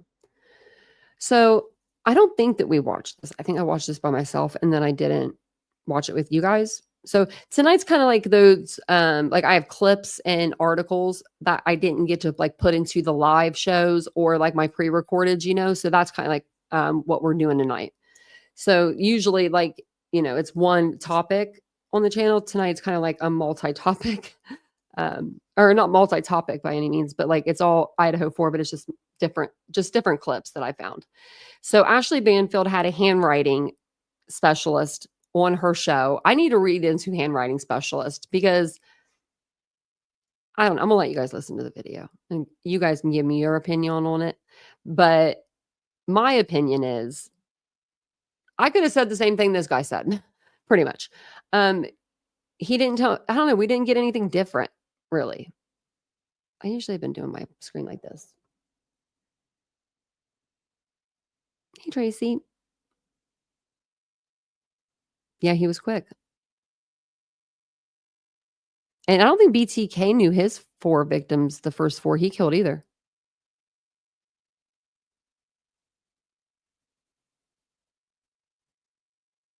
Me too, Cynthia. I think it's all the same place.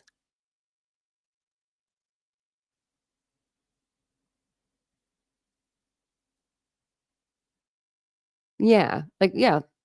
I'm thinking he wore just like cold gear. Like you would wear, like if you're running, he probably has it because when he was caught in Under Armour, like Under Armour socks, Under Armour shoes. And I think his shorts were Under Armour. So obviously he likes the brand, it's a good brand. And if he runs at night, he would want, in my opinion, he would probably have cold gear at his house. Or heat gear or whatever it's called. It's heat gear and cold gear. I think it's heat gear in the winter. But whatever it is, he would have that stuff at his house. Do you know what I mean? Like to keep himself warm, you would think because he's a runner. So I would think he would. Yeah, his registration was expiring. It expires every year, right? I always had to do mine every year. So I just assumed that he was doing that. Yeah, I think the Snake River is where he threw that thing.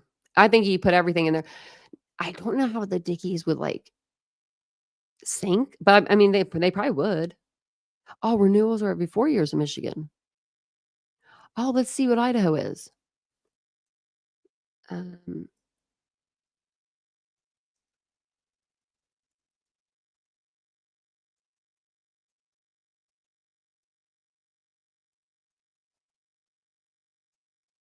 I bet you I'm putting this in wrong. Okay, so look. Okay, I'm going to say this right here. Oh, okay. I typed it in wrong, but I kind of wanted to know this question, the answer anyway.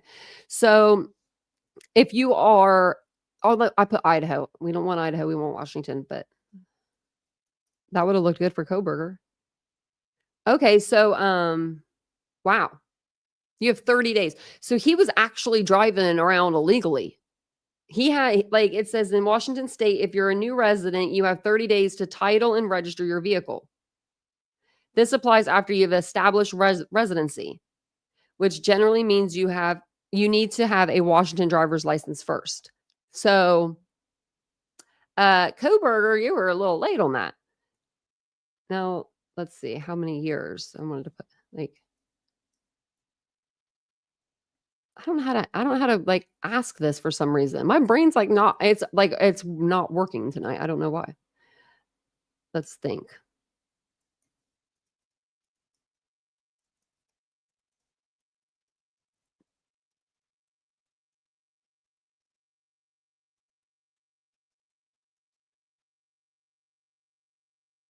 It keeps pulling up the same thing. Let's see.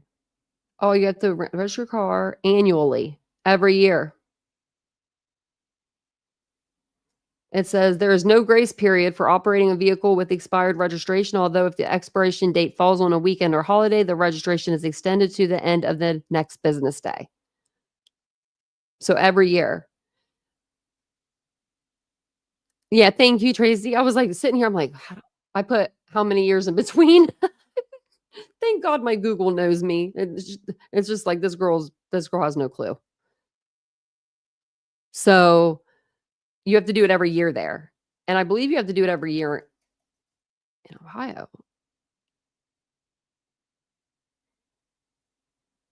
Vincent always does this stuff. Car owners have the option to renew the registration period for 1 to 5 years. So 1 to 5 years. Yeah. Yeah, you'd have to buy the plate, right? Yeah, you buy the plate.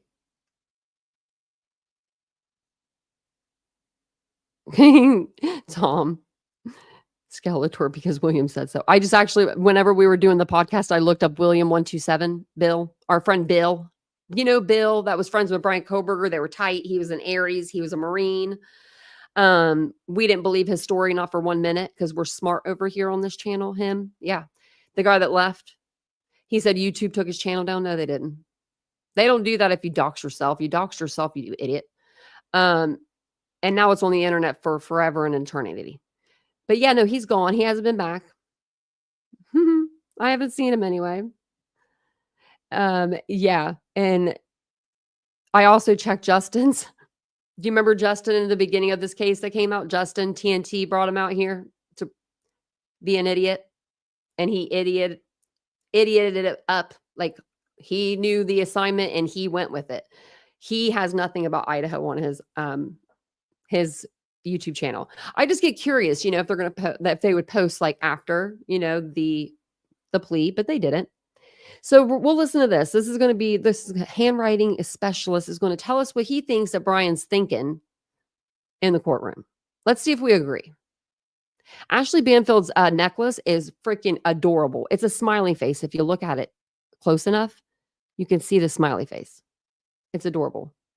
Convictions and confessions close cases, but they don't always solve mysteries.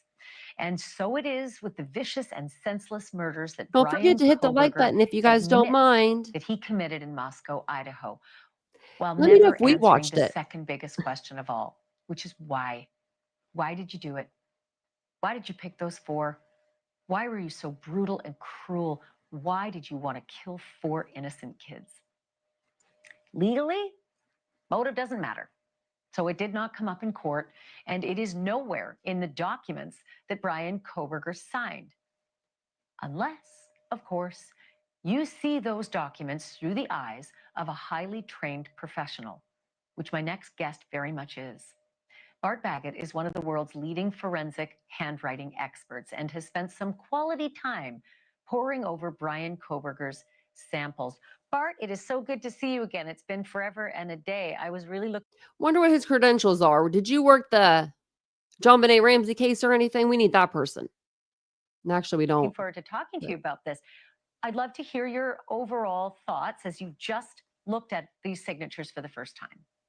Well, Ashley, thanks for having me back on the show. I really thought maybe you're punking me because these signatures are so strange. I thought, is a 4th grader writing this or is this a drug addict? Like I didn't, and then I started following the story because I'm behind on it. And oh my gosh, this is one of the weirdest signatures I've seen from a convicted killer. So let's sort of dig in. He's got the signature on the plea agreement and on the confession. Do you, when you do your science, do you look at one particular sample? Do you compare to other samples? Or how do you ply your trade? Well, I would love to have pages and pages of a diary. That would be the most secure thing. But one of the interesting things is one of these documents, They in look the 23, same. he forgets a lot of his letters. Like I listened to this twice. I didn't watch. What is it this guy see differently that I don't see? Bryan, right? BRYANC dot, and then Kohberger. And your handwriting is going to be different when you are signing a document stating that you killed 4 people and you burglar and you went in and burglary too. So, your hand, I would say that if that was me, I wouldn't be able to sign. I'm sorry. I wouldn't be able to sign my name, right? I didn't mean to hit the mic, but I'm going to give him some credit here. Kohberger some credit because these signatures look pretty much the same to me. Like, he's not missing letters. C-O-H-E, there's like an R-G-E-R. K-O-H. He's not even coherent. E-R-G-E-R.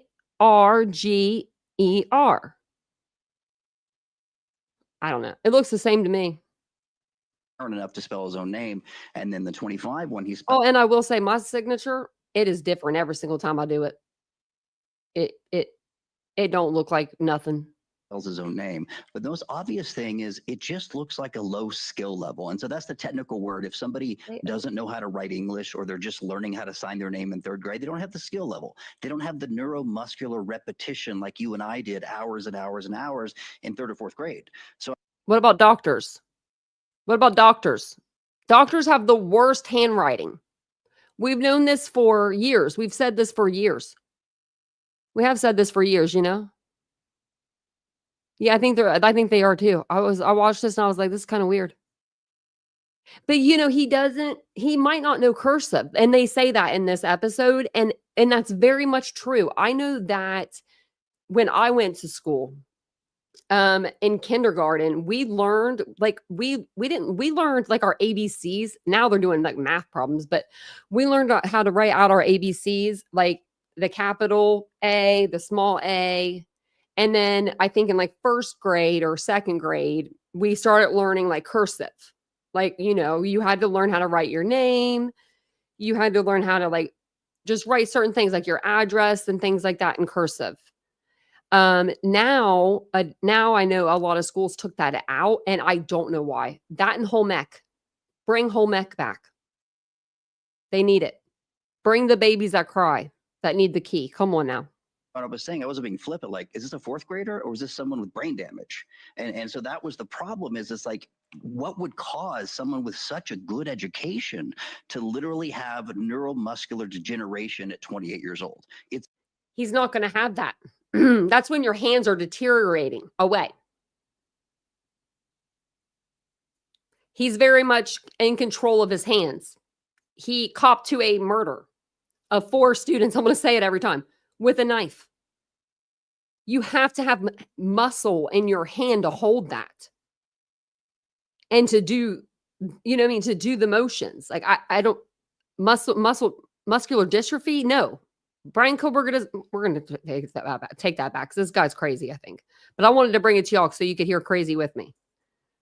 And so that was neuromuscular repetition. Looks like a low skill level. And so that's the technical word. If somebody doesn't know how to write English, or they're just learning how to sign their name in third grade, they don't have the skill level. They don't have the neuromuscular repetition like you and I did hours and hours and hours in third or fourth grade. So what I was saying, I wasn't being flippant. Like, is this a fourth grader or is this someone with brain damage? And so that was the problem. Is it's like, what would cause someone with such a good education to literally have neuromuscular degeneration at 28 years old? It's a perplexing case. So I was talking with my staff, and some of us are over 50 and some of us are under, 30. And we wondered if it might be a generational thing because, in a lot of schools, cursive went out the window. And so trying to create a signature, if you're not really, if you don't have good cursive muscle memory, might be tricky. Have you seen that in your practice? I think it's a very fair argument. I have seen people under 30 and I'm like, wait a second, I can't be too judgy because if they didn't go to a school where they had hours and hours of handwriting, they may have low skill level. So that is true. I don't see how a guy gets a master's degree and a PhD school without filling out hours and hours and hours of blue books. We know he's not from a different country. We know he's not just learning English. I think it has something to do with his heroin usage. I did a little research, and there's a lot of evidence that with heroin usage, if that's true, by the way, it does affect decision-making, motor control, fine motor coordination, tremors, and slow movement. That obviously is what we're seeing in the handwriting. So maybe Hold on a second there, guy. I don't know when he went to college, but I just looked up a blue book because I'm like, what the hell is a blue booklet? Those are used for in-class handwritten essay exams in college. You use a computer for your notes most of the time in college. I don't know what this blue booklet means, but I don't think he's using them. It says blue books are used to assess a student's comprehension of the course material and their ability to synthesize information. I don't. Maybe we had them whenever I was in school. I don't remember the blue book though. Does anyone remember that? Now that I paused it, it really is residual brain damage. And what about it's not brain illness? damage. He Like, does not might have he brain. be Don't give him. suffering from? Are you trying to? If he could get an appeal, if he could get one, were you trying to give him some stuff to go follow on? Muscular dystrophy, he's saying. And then what did he just say there? I forget now. I don't even remember. In the handwriting. So maybe it really is residual brain damage. Brain damage was the other one. No, he's just nervous because he's signing a document. He's signing his life away, dude. That's what he's doing. That's what he is doing in that moment. In that moment, there is no coming back. And he knows that. Bryan knows that after 2.5 years of bullshit, him saying no preliminary hearing, and I have this alibi, and I have this alibi, and the alternate perpetrators, and this, and they did it, and they did it, and they did it, and they did it, and they did it, and the roommates did it. He finally admits to it. There's no turning back. He was scared. He was freaking signing his death warrant. Mine would have been unlegible. About, illness. Like, might he be suffering from? On a good day, it's any unlegible. kind of illness, given what you're seeing on the page. Look at that look. The most accepted forms of illness through handwriting are Parkinson's, dementia, and Alzheimer's. He's way too young to do those unless it's Parkinson's. Parkinson's is similar to what we're seeing here, but I didn't read about that in any of the footage. So no, I think he's not cognitively as sharp as we think he is. I think he's slow. I think he's nervous and anxious and untethered. And I don't think I can answer your first question of why, Ashley, but I don't trust the guy, and I feel like he's not all there. Well, listen, I never Can thought we get this a guy single? was much of a criminal. We need to compare. You have to have and when you do an experiment, you have to have something to compare it to. He's taken 2 signatures from the same day. You need a signature from before he went out to Idaho, when he was cruising back in Pennsylvania, just, chilling. That signature would help. I mean, if that signature was like super spelled out correctly and it was perfect, I would still say he's nervous, but maybe this guy would make more sense. But we're not giving him excuses over here, guy with the blue tie. Criminologist will tell you that. And I was shocked that he got into a PhD program, because this crime was a disaster from the get-go. I mean, just strategically thinking, he hope he watches this. from the moment he left his house and turned his phone off in the middle of the night, and then turned it back on as he was driving back into his home. But let me ask you this.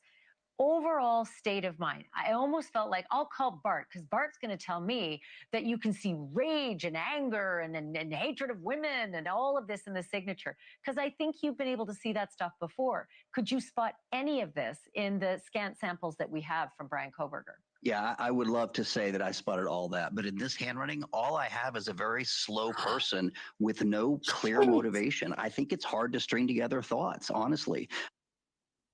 I'm sorry to interrupt. I just realized something. We got to do it for the sentencing.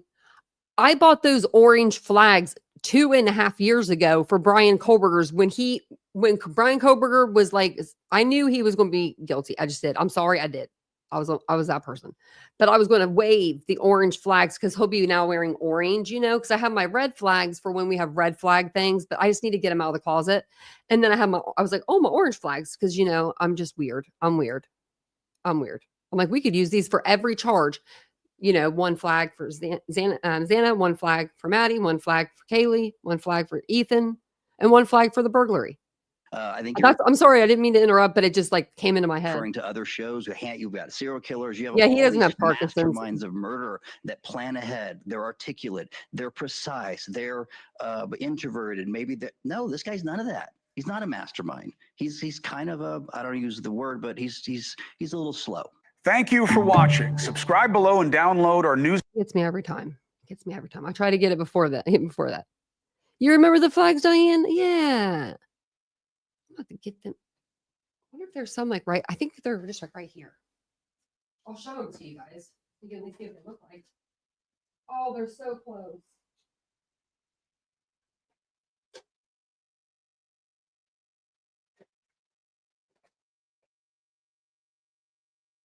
I have a clothes rack in this, like right in my way.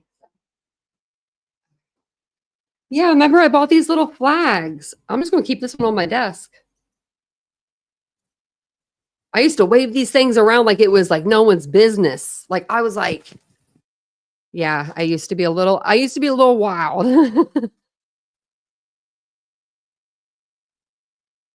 I think he was smart, J Rose. I do think he was smart. I don't think he was common sense smart though. You know how like sometimes you're born, book smart. Sometimes you're born common sense smart. Sometimes you're born with both, like me. You're just perfect. I'm just kidding.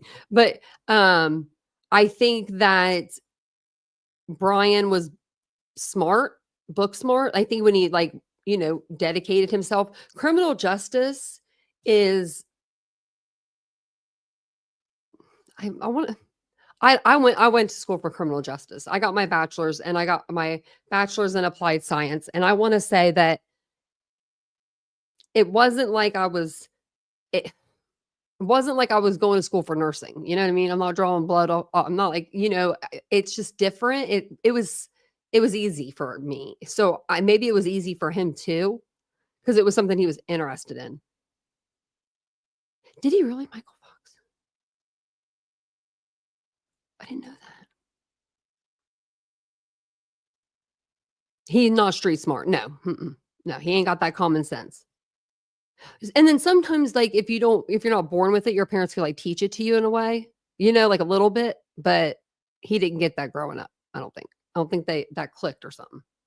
So this came out today or 5 hours ago, and I thought this was pretty interesting.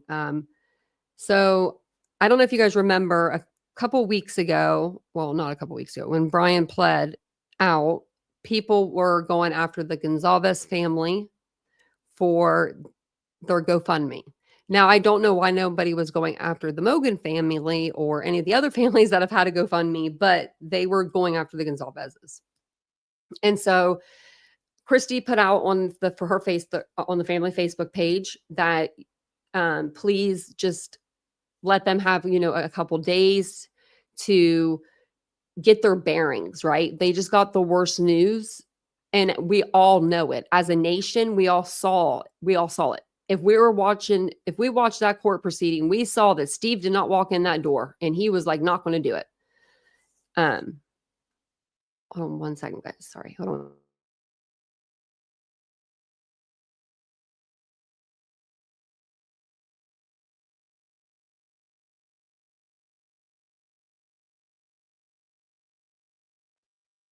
Sorry, I heard something weird.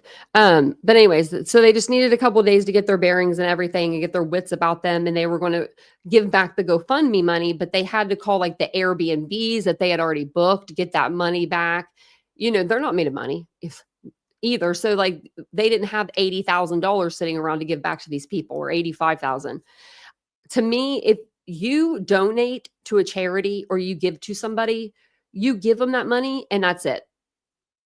You should not expect anything in return for a donation like that. If they wanted to get a refund so that's where I'm getting to now. They did come out with a video today. Like they're like, if you want a refund, just, get a hold of us and we'll give you a refund. But to me personally, if anyone's listening to this, that's giving money to them, I put on their Facebook page. I never have commented. I've talked in direct messages with them, but never comments. And I commented and I said, personally, I think you should take the money and go on a vacation. Like just go wherever you guys want, or wherever Kaylee would want you guys to go. Go to Europe. Take that trip she never got to take, That would be perfect I would think. And then take the rest and put it into, the foundation that you guys have for the girls. But it's just crazy. Oh, yeah. And watch anybody on YouTube that's asking you for money. If anyone's asking you for money, don't do it. Just don't do it. Just watch their videos, like their videos, subscribe to their channel. And if you give them a super chat, that's awesome, right? Membership, even better because you're a member now. But those are extras, right? They're extras. So I was going to share this with you because the Court TV came out with a video. It just says Gonzalez family offers to return donations after Bryan Kohberger plea. So I only got through half of this, so we'll watch all of this together, and we'll see what they say. We'll see what they say, what they should do with it. Now for what's tipping the scales of justice, Kaylee Gonsalves' family raising over $85,000 on GoFundMe so that they could attend Bryan Kohberger's trial. But now that there's a plea deal in place and no trial is happening, Kaylee's dad, Steve Gonsalves, told TMZ that they're offering refunds. But some donors just want the family to keep the money because they're so upset about the plea deal. So as we're looking ahead to Bryan Kohberger's sentencing on July 23rd, so it could happen soon, we're asking, what can we expect to hear from the victims' families? Let's bring back in our legal eagles, Casey Early and Franz Borchardt. Oh, I love her this hair. is going to be really tough. For anybody wondering how this is going to go, let's talk about that and what you both are envisioning for the impact statements and what we can expect at this time. That's going to be right around the corner, about 2 weeks out. Casey, your thoughts first, please. Well, one can only expect that this is going to be a very emotional day because we know that the parties were split in whether or not they wanted him to have a plea deal or a lengthy trial and possibly a death sentence. So it's going to be emotional. And I don't like to say that this is the healing or the end of the healing because we know that it's a lifetime of healing. But unfortunately, in this case, the father did not get what he wanted. He wanted a lengthy trial. He was very vocal. He said that, Kohberger wasn't afraid to kill, but now he's afraid to die. So it's unfortunate that this is the way that it has to go. But thankfully for this family, his morals have prevailed. I mean, they did explain that they're going to return the $85,000. This was collected because they were anticipating a lengthy trial, but they're going to return it because they don't want to fool the public and they want to just move forward. Yeah, such good people. Casey, thank you for that. Franz, your thoughts. What are you envisioning when this day rolls around?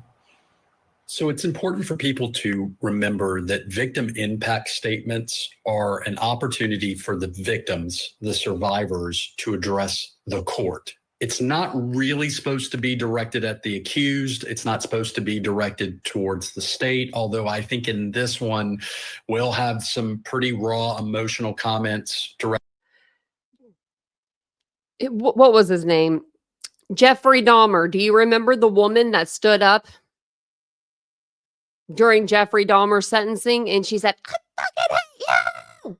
She screamed it, and her head was going crazy because she was really letting her anger out. I have a feeling this is going to be like that times 1,000. I'll be here to watch it. I'll be here to watch it all. Directed towards Let me know what you guys think. The defendant as well as the state, possibly. I'm going to look it up. But, the sentence is a foregone conclusion at this point. So really, the only thing that he can do and has to do is just sit there and listen. Sometimes defendants don't do that, but I think he's shown that he can almost be stoic to the degree of not really seeming to care about being there or what's being said. So, but I think it's going to be pretty raw, Julie, and I think that we're going to hear some cross things said about the prosecution and to the prosecution about this. I am very proud of the family to offer that in so much as they're offering the money back, and I think that that's a definite sign that they are not, this is about justice for them and nothing else. Mm-hmm. Right. You're well said, Franz. Yeah. Yeah. In terms of the criticism of the prosecution, I'm not surprised that they feel this way. I don't blame them for feeling that way. I get it. Steve Gonsalves, I keep thinking of the word they use. They called the prosecution bumbling, and I get why they feel that way because all this time passed. I often wonder, Casey, let me ask you if they might feel differently if this plea deal was struck early on, just to get this guy locked up, put it behind them. I wonder if some of the upset was because of so many months of worry and kind of getting prepared mentally to go through the trial. I think that, Julie, but also how quickly they scheduled the plea deal, right? Or the hearing. There was just little to no notice. And although the judge in this case kind of explained why it had to happen so quickly, because if he did not go through with the deal, at least it can continue with the trial and not have any further delay. I just feel like an explanation and communication goes a long way. Oftentimes, as litigators, we do this day in, day out, and we don't tend to understand that our clients or the victims don't understand the process. So I really believe if the prosecutors even, I think it was their duty to explain to them, why is this plea hearing happening so quickly? Why is it happening at all against our wishes? Sometimes an explanation can make someone feel a little better. Maybe the prosecution believe, you know what, we may not get a conviction or whatever the case may be. So explanation and communication. Yes, well said. That's what I Casey said. Franz Borgard. That's what I said. Just communicate with the families. Like, I mean, you couldn't call the families, or I mean, bring the families all in, sit them down in a conference room. I know that this ain't like a TV show, right? But I've watched the first 48. I've watched it a ton. I've watched it too much. And normally, even if it's one family, right, that's a like impact, like, you know, if it's just like one family, they'll bring that family in and they'll sit them down. Sometimes it's cousins, uncles, aunts are in there, you know. I mean, it's a full house. And the cops will sit down and talk to them and let them know what evidence they have, what evidence they don't have, and, you know, how would you like to proceed with this? There was none of that. There was a freaking Zoom call that they always have every Friday. You know, the same Zoom call, and they skirted over it and then just kept on talking. Like, you know what I mean? Now that right then, I wish Steve would have spoke up. You know what I mean? I think he might have felt better if he would have. I think he probably wishes he would have too. And been like, wait a minute, what did you just say? What did you say? Plea deal? What did you say? Because I think that they would have, you know, not been wanting that. They don't want that.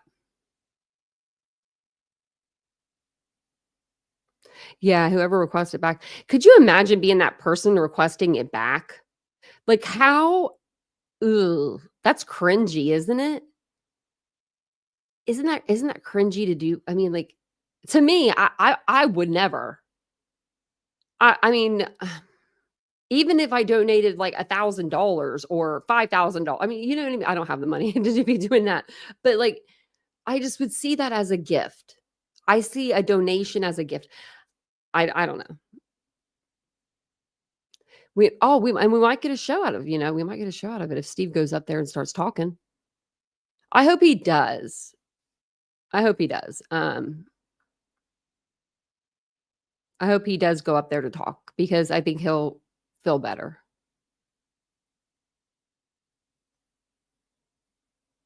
Can I make an victim's impact statement against Nightblood? Oh, New Orleans is probably nice though. Yeah, right, is she? Yeah. Done deal. Just like that. Just like, I mean, just like that. Like it literally 2.5 years of their life was summed up within a weekend and was just dealt with within a weekend. That's what it feels like. Like it was just deal with this. I don't even know. It was only 3 months. It was only 3-month trial. Bill, are you sick or something? Is there something we need to know? Maybe Bill's sick or something. Hey, Chris. A refund just seems so gaudy to me. I don't know. I would not have like the guts to do that. Like emailing them, "Hey, Gonzalez family, you know that $100 I sent you? I'm going to need that back now. Yeah, thanks for that. Appreciate it. Yeah, I'm going to go buy some toilet paper with it and paper towels at Sam's Club and that's it." I mean, maybe he has, yeah, like maybe there is something wrong with him. I'm going to tell you, if he comes out and he does say that he has like there is something wrong, I wouldn't I don't know, I wouldn't be surprised. It's not very classy to ask for a refund now. Unless you go like, can I get a refund for me and like all the other people that, put money in? Just give me all the money. Just give me the 80,000, 85,000. No, I think they should just keep the money. So do you guys remember the other day? I knew I didn't think we'd be back here to revisit this, but we are. And I can't remember the exact article name, but it was from like the Huff Post or It was a fake site. It was a fake website. It was. And Bryan was doing a tell-all, and we went over it in the live. It was Saturday. What's today? Sunday. It was either Thursday or Friday. Whenever it came out, it was during the day. I did a day live. So I saw it. Nobody had covered it. And I showed you guys it. And I said, look at all of these spelling mistakes and the grammar mistakes. And I was like, this is such a fake news article. And then I even went over and I told you guys, like, you can join it for free and write your own articles and post them on there. It's for anybody to post on there. Like, kind of like Wikipedia. Anybody can go in there and change things if they want. So a couple creators, I guess they didn't get the memo that it was fake. I don't know, didn't read it beforehand or something. They all said that it's real. It's not real. Now they're saying I guess they're backtracking, but we have a news daddy. Apparently Brian Nitton's on the case. I feel like he's my detective. He's our detective. Yeah. This case, hey guys, I wanted to get on. For this case, he is our like personal detective because he's always in Moscow. But he gets on here and he's going to talk about it. So let's see what he has to say. I haven't watched this, so I'm curious. I watched like 20 seconds of it, and then I was like, I'll watch it with them. Look at his hair. He's adorable. Hey guys, I wanted to get on here and clear something up. A lot of you guys have sent me this blog post. It looks like a news article, but it's kind of like a blog post claiming that Bryan Kohberger has agreed to do a sit-down interview, some kind of sit-down TV interview, and that his parents are getting paid. And it's quite a lengthy post, and it sort of looks professional, but to me also immediately looked kind of like amateur and fake. But a lot of people are sharing it. So many of you guys have sent it to me. So an attorney representing Kohberger's family has told us that is not true. Oh. That there is no interview set up, that the family has not, made any kind of agreement to be paid, and that is not true. So I just wanted to kind of clear that up. That's what the lawyer is saying for the family. So, and I would be surprised. The lawyer for the family is saying it ain't happening. I'm telling y'all. Peacock offered them $1 million when they offered Asa Eller up $1 million. I cover more than one case. We covered Long Island serial killer. Asa Eller got her $1 million for that tell-all 3-part series. I'm going to put it on Patreon for you guys. I want to watch it. I haven't watched it, like all of it yet. I've seen bits and pieces. It's spooky. It's spooky. She's sitting in the basement and everything. But I knew this was fake. Y'all, man. Surprised at this point if there was already an interview in the works. So I was very suspicious of it from the beginning, but I just wanted to let you guys know what the lawyer is telling us. So that's the latest. I hope everybody has a good weekend.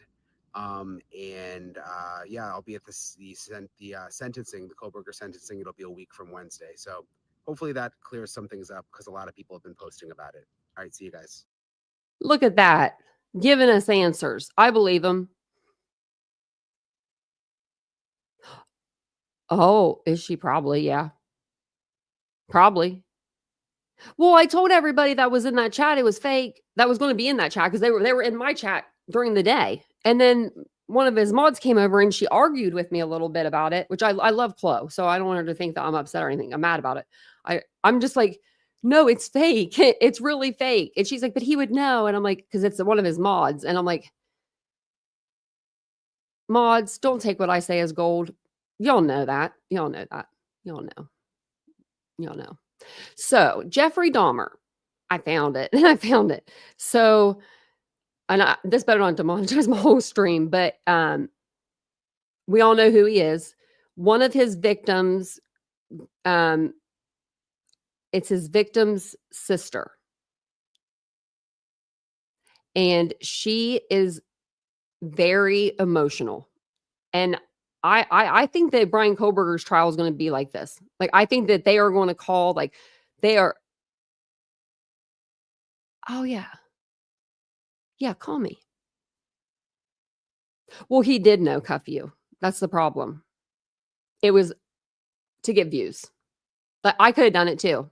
I said, wow. I mean, literally, when I saw the article, because I saw it, I was on my live, I think at 2 or 2:30 that day. And I said, you know, Tanya, you could put Bryan Tell-All as your title. I said, you have a lot of people in there. But I ain't got that in me. I knew that it was a fake article. I couldn't do that to you guys. Bring a bunch of you in here to tell you, hey, this is a fake article. But no, but let's just bring people on panel with us. So it looks like we're solidifying it even more, you know, like, so it really looks like it's true. I don't like that. Because then people come to my chat and then they say it's true.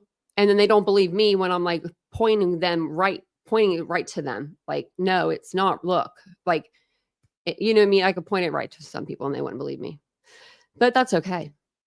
If you guys are still hanging around here, I think we got 264 of you in chat. If you guys don't mind, take a second, smack that like button, subscribe to the channel. What you waiting on? What you waiting on? Another true crime case to happen? That was a little dry humor joke. But I'm going to play this for us because I think this is going to be pretty, this is very interesting. I've seen this a million times, but this should be the one that I'm looking for, the video clip. Now, do I have this one where we can hear it? My name is Rita. Oh, yeah, we sure can. Okay, she's loud. Okay. My name is Rita Isbell, and I'm the oldest sister of Errol Lindsay. Whatever your name is, say, I'm mad. This is how you act when you are out of control. I don't want to ever see my mother have to go through this again. Never, Jeffrey. Jeffrey, I hate you. I hate you. This is out of control. Jeffrey, I kill you. What's your name, man?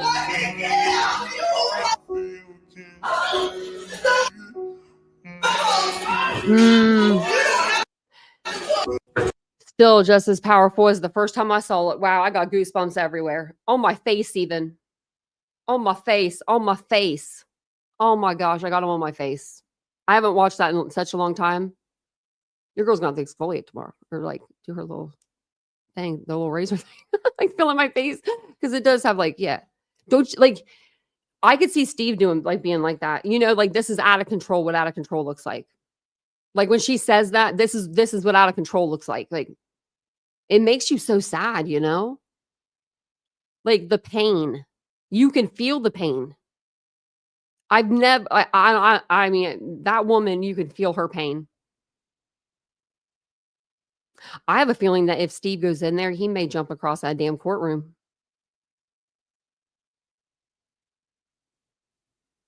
Austin, I didn't know that's the reason why.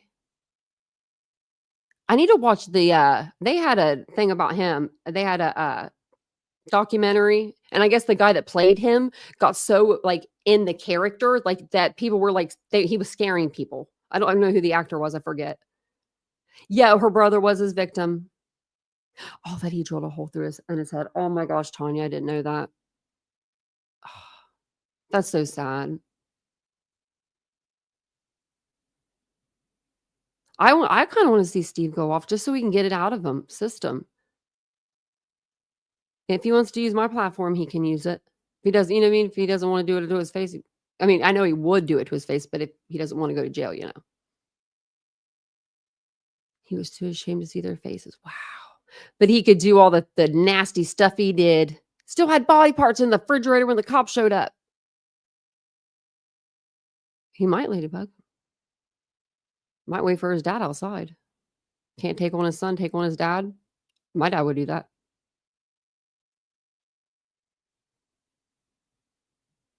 Yes, Nanya. Yeah.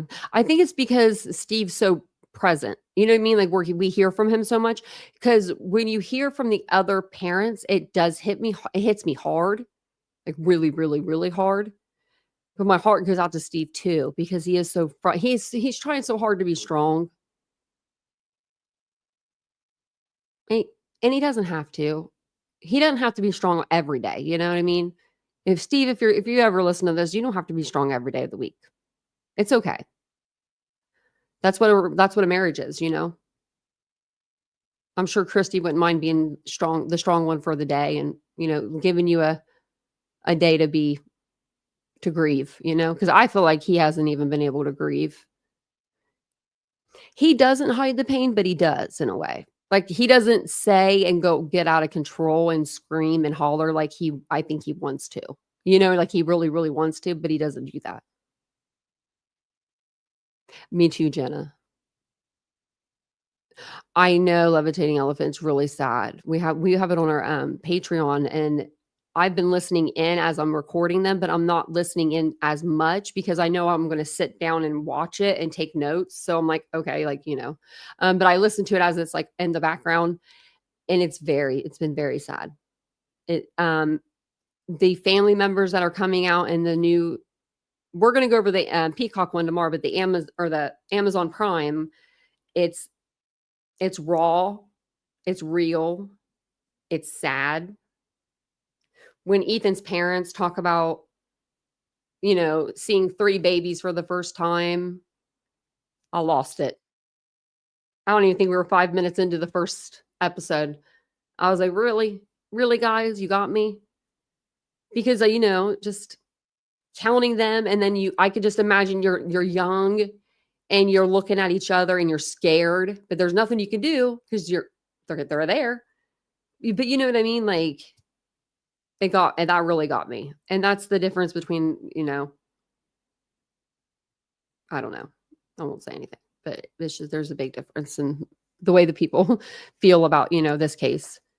People either, and I think everyone here has a lot of we care deeply for the people in this case, the people that, the students that were killed that we never even met, but we got to know on social media, through their social media platforms, to the parents. I know one night I was in here, I was ready to go off. This was like a couple years ago. So I was like a firecracker back then. But I was going to do, I can't remember what it was, but I was like, I'm going off. I was like, but first I'm going to play this new interview by the Gonzalez's, because, I was like, just so everyone could see it. And Christy gets on there, and I'm not even sure which interview it was now, thinking back on it, but she got on there. And as soon as she started talking, I instantly got calmer.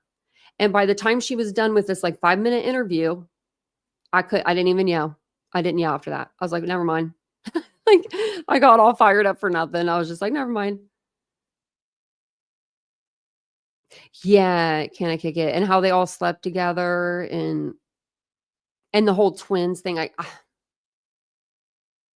Someone said, I can't believe Maisie and Hunter call themselves twins now. I saw that on X or something, and I didn't comment, but I did think in my head, it's because they don't want to have to tell the story every time they see someone. And I can relate to having a traumatic story that I don't want to tell every time I see someone, but I feel like I have to tell it because I'm missing something. And my thing is my eye. That's what I'm missing. They're missing a whole person. I couldn't even imagine.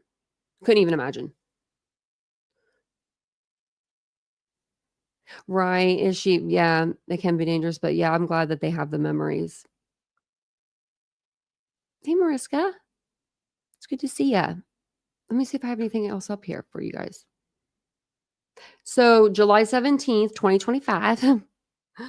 I said June earlier. What month are we in? So July 17th, here in a couple of days, they're going to have that hearing. So they're going to have a hearing over the non-dissemination order and whether to go ahead and release it. I personally think they're going to release it that day, either the 17th or the 18th. Maybe they'll redact some things. Maybe it'll be the 19th. Maybe they'll have to take a couple of days to redact some things out of it if they don't want everything to be out. But I think that they're going to start putting it out that day. I don't think they're going to wait till sentencing. Judge Hippler seemed like he wanted to open it up when he did the plea deal.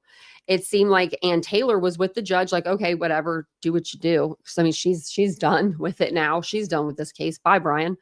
Hope you weren't attached. So, now they have the hearing, like I said, July 17th to see if the non-dissemination order will come out. And I think it will. And I'll be here to read it for you guys. And I'll do some like different spreadsheets and stuff. That way it's like all organized really nice for us. And hopefully I can get it, when they send it to me, it's in like chronological order because I did put a FOIA request in. If it's not, we'll do it ourselves.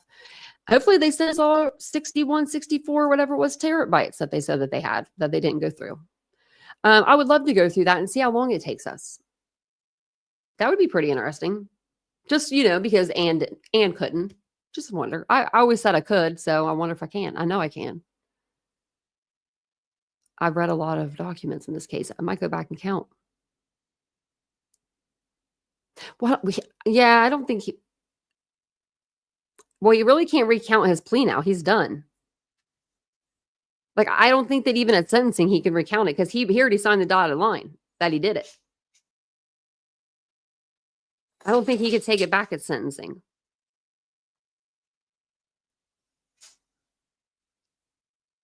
Woof. Things cut for you.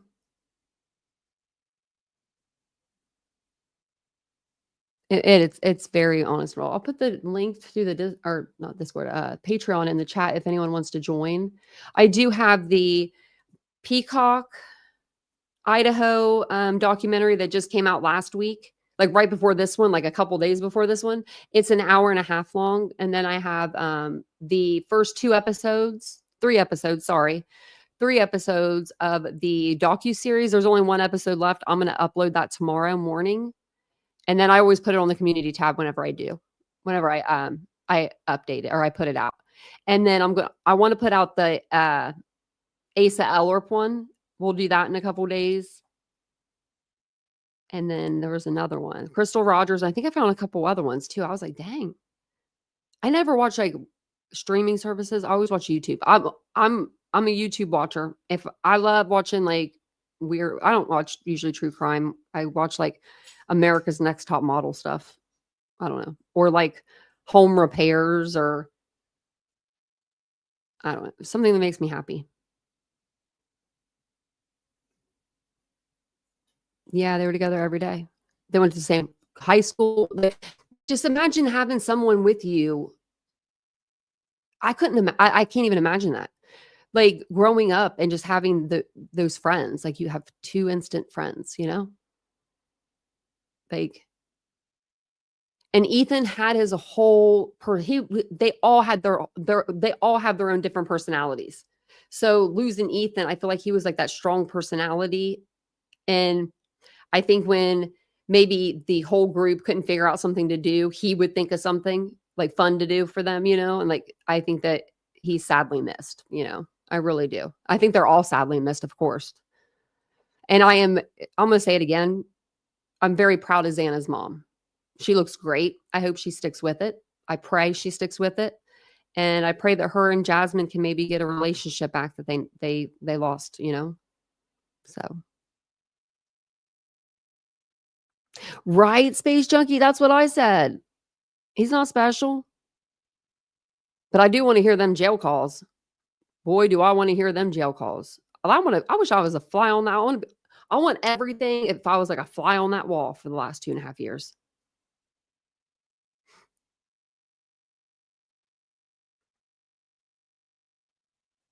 Yeah. Yeah, I pray for the families too, Magamama. No, I didn't put a pickup. But if you want me to find one, I will.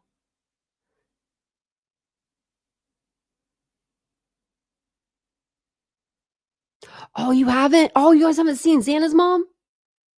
Oh, shit. I don't know where it's at. Okay, hold on. Let's go to my history maybe, because I don't really do a lot on this computer. Can we like, this is just recent. Can you go back more? Oh, wait, right there, I think. Okay, we're going to go back and find it. I think I found it on Facebook.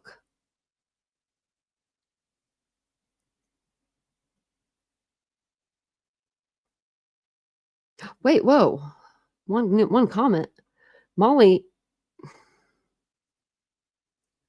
Oh, Molly, I had me excited for a minute. I thought Molly, the DoorDash driver, she was actually posted something. Look at this person wants to be your friend. These people are like scam artists. Look at this. Wow, your post is really good. Look at this. It's not even her post. And the pictures are beautiful. What pictures? It's a picture. I just want to be your friend. I tried many times to add you up, but failed. Please add me or send friend request. I am happy to have friends like you if you don't mind. Oh, good grief. But yeah, so she's back to doing what she was doing before, just doing these collecting games and please, do those things. And then these are the 5 comments that were there from a while ago. Apparently she didn't take them on their offer, but I was looking at that because I was trying to go to this page. I think it's in their like media.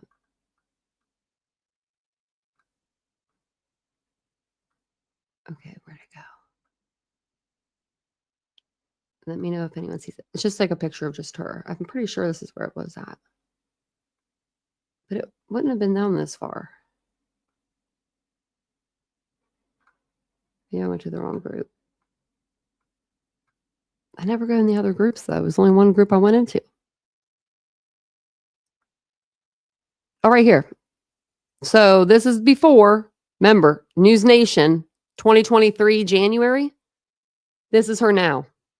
You can see Xana in her. Oh, sorry. You can see Xana and her mama now. I was on the other page, so I couldn't see that. I didn't have it pulled up. And then this is her from January 2023. This is her now. July 10th.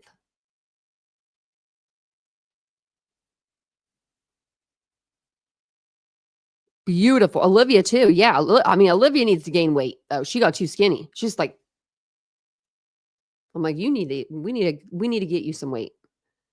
Doesn't she look good? I thought you guys had seen these. I'm sorry. You guys need to go back to my previous lives because we cover stuff on this channel like really quick. And I feel like if you need any Idaho 4 content, just check out my playlist because I promise you, if you want to see it, if it's a documentary and it's not the new Peacock and not the new Amazon Prime, because I can't put those on YouTube, I have it on my playlist down to Roku, like documentary. I have them all. And then if you want to see any of the like Nancy Graces that were behind the paywall for like Fox Nation, I have all those. I thought about redoing those, like just going through and doing like a Nancy Grace, like her side, like to see what she said through the whole case, I don't know. Thank you, Maga Mama. Thank you for the super sticker. That's very sweet.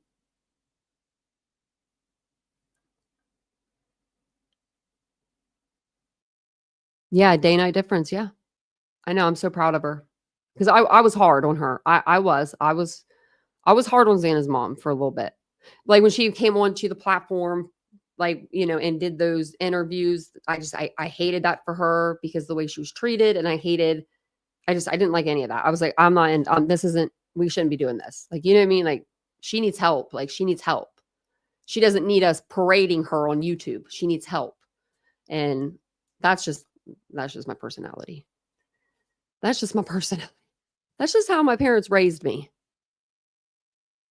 She's beautiful. Very beautiful. Ladybug, yeah. I'm going to go ask Vincent for a refund. I don't know for what. Actually, he paid for our Target today.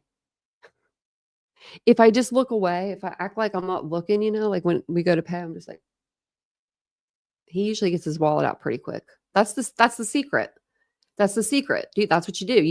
You take all bunch of stuff up there to pay, and then you just look away and hope somebody pays for it.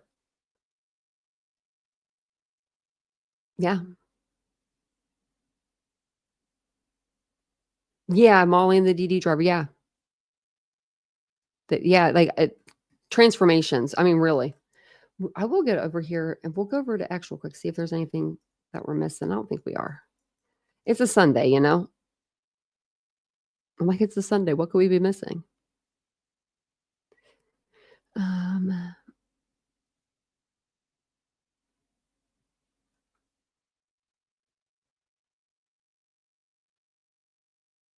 Seeing if there's anything else. It's just a bunch of people posting videos.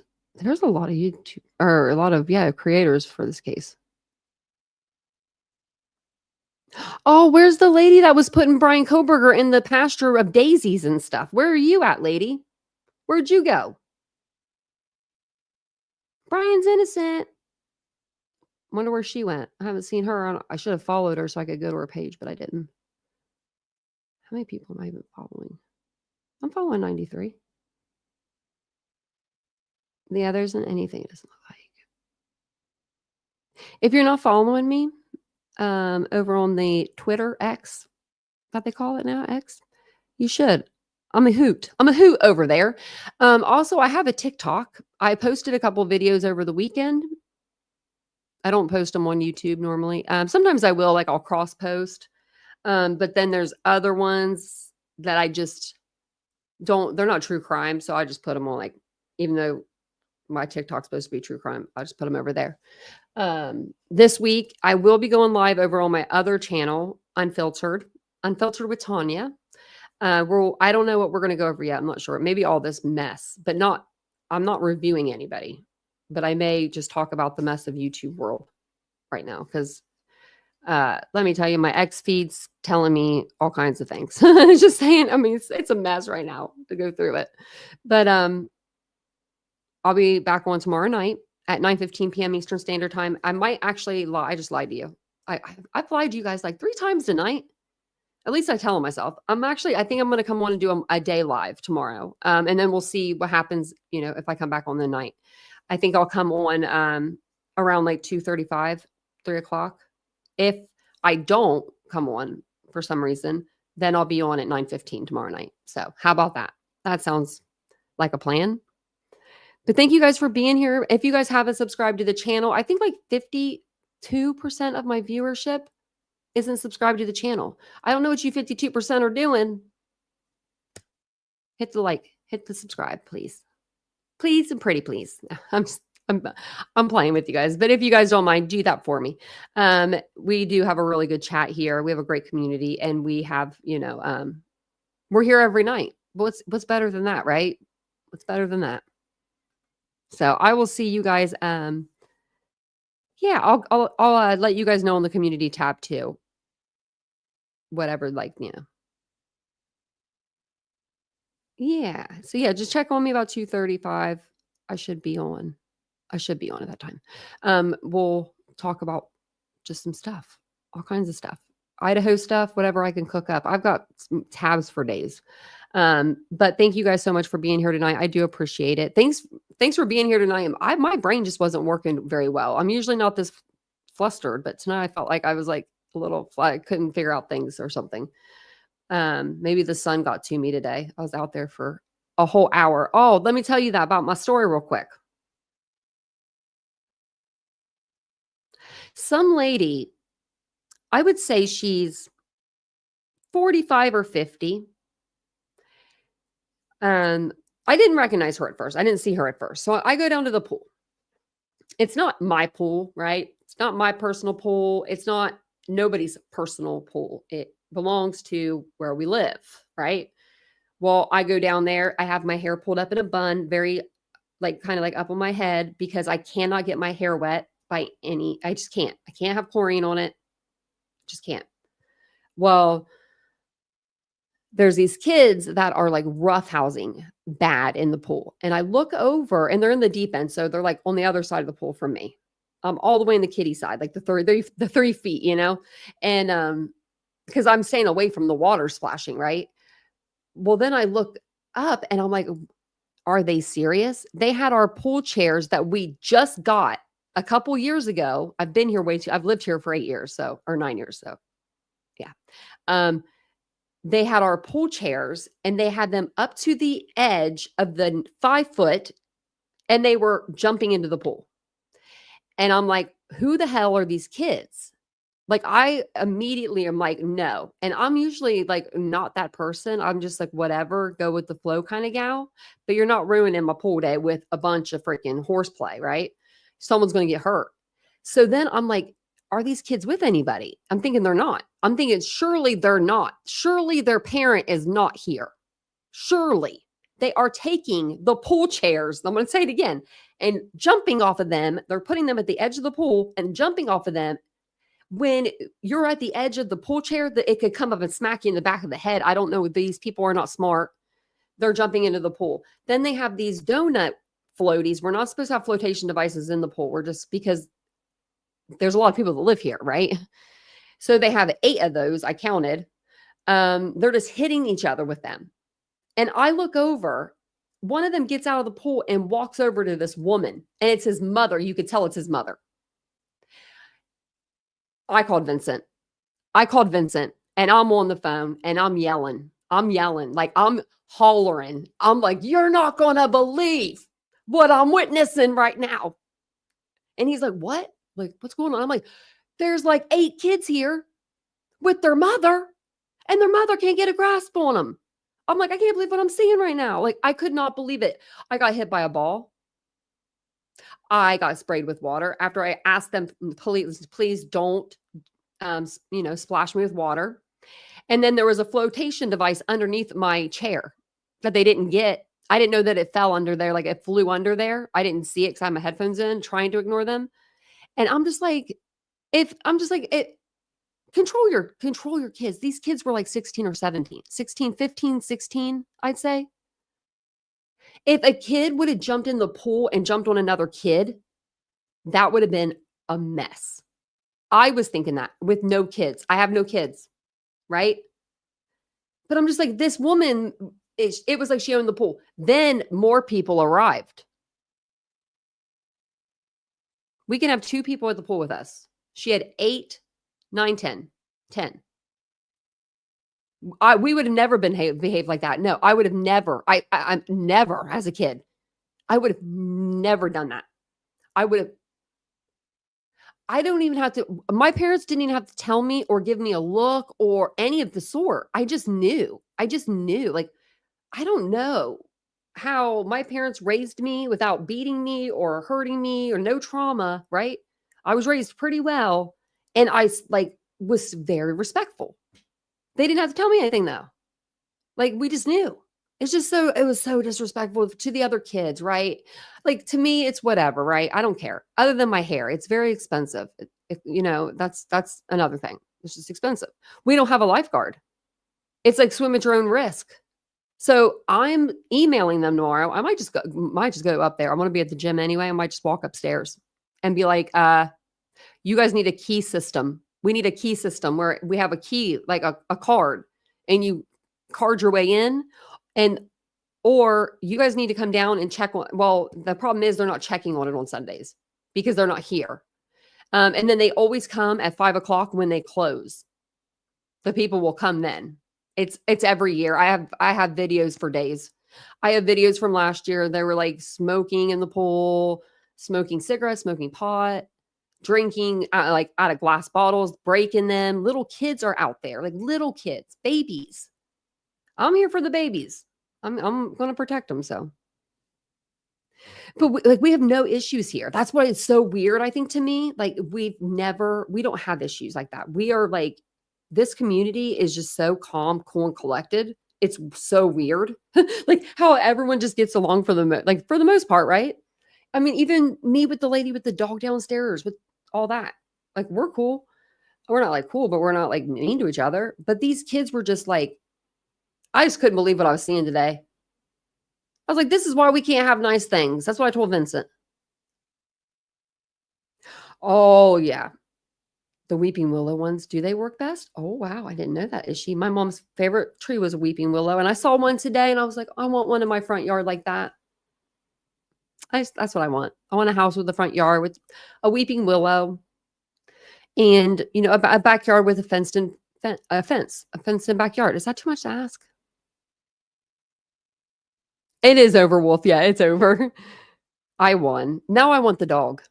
Even Vincent wants it. We're both like, we want that dog. He's cute. We have to go through the office and sign in at our pool. Daphne. See, now that's smart. That's smart. That's a smart thing to do. Or even just like a key card or something. Like, you know what I mean? Just something like all you do is walk up and you pull it open. There you are. You're in the pool. And it's not a big pool. It's a nice size, but it's not huge. But thanks for listening to my story. I really needed to bitch about something today. I really needed to bitch about that. It just got to me. You know what I mean? Like, because they were old enough to know better. And like, I would have never have done that. And for me to see the mom there, like the mom, I mean, like, she saw this. And then what got me too was she called her son over. And I thought, great, she's going to tell him, go tell your friends, stop acting like idiots. You know what I mean? Like she's going to tell him. No, do you know what they did? They moved from the deep end all the way close to me. That's when the splashing started on me. That's when I started getting upset, is because they moved from the deep end. What teenager do you know that will get into a pool that is 3 feet, 4 feet, and then 5 feet and stay in the 3 feet and play and horse around? No, they're going to go in the 5 feet. They always want to be in the deep end. You know what I mean? That's how kids are. Well, hello, True Crime Uncovered. Welcome in. We're just getting ready to get off here, but you have to rewind. It was a good live. Yeah, I mean, like,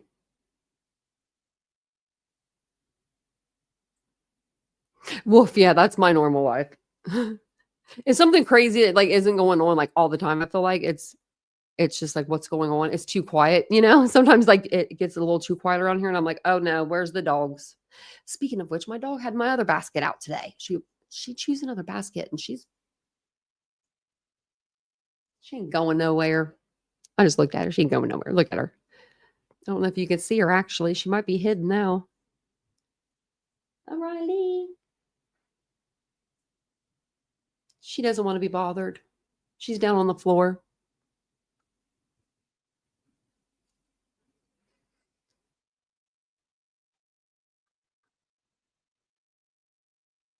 What, Susan? Susan, no. I didn't say what color they were. They were white kids. White as the day is long. I don't know.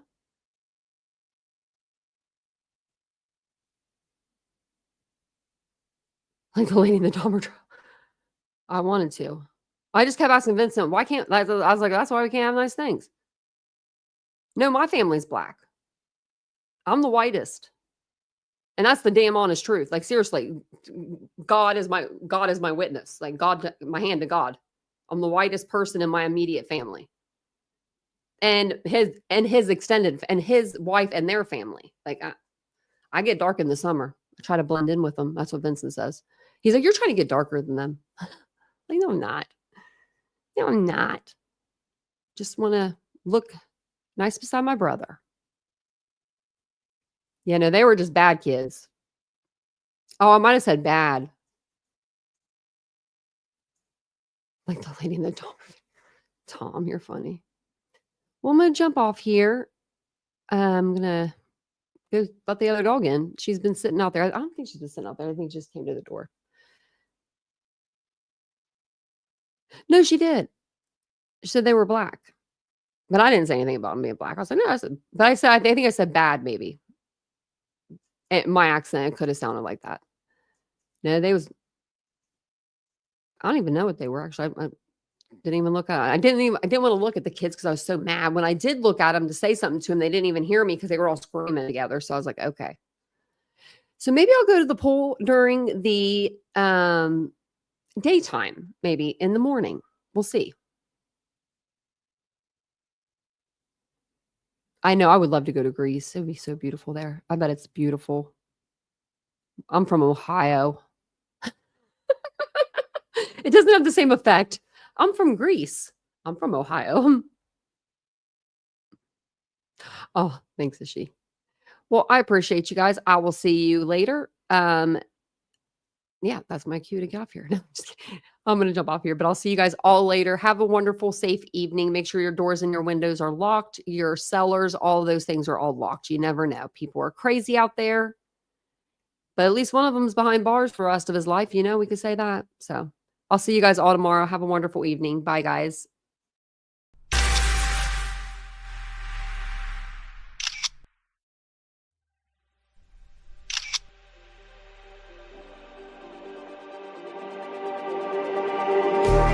Just like the street lights lit this town, like a fire in a blaze, gotta burn it down. Can't be afraid to leave this out.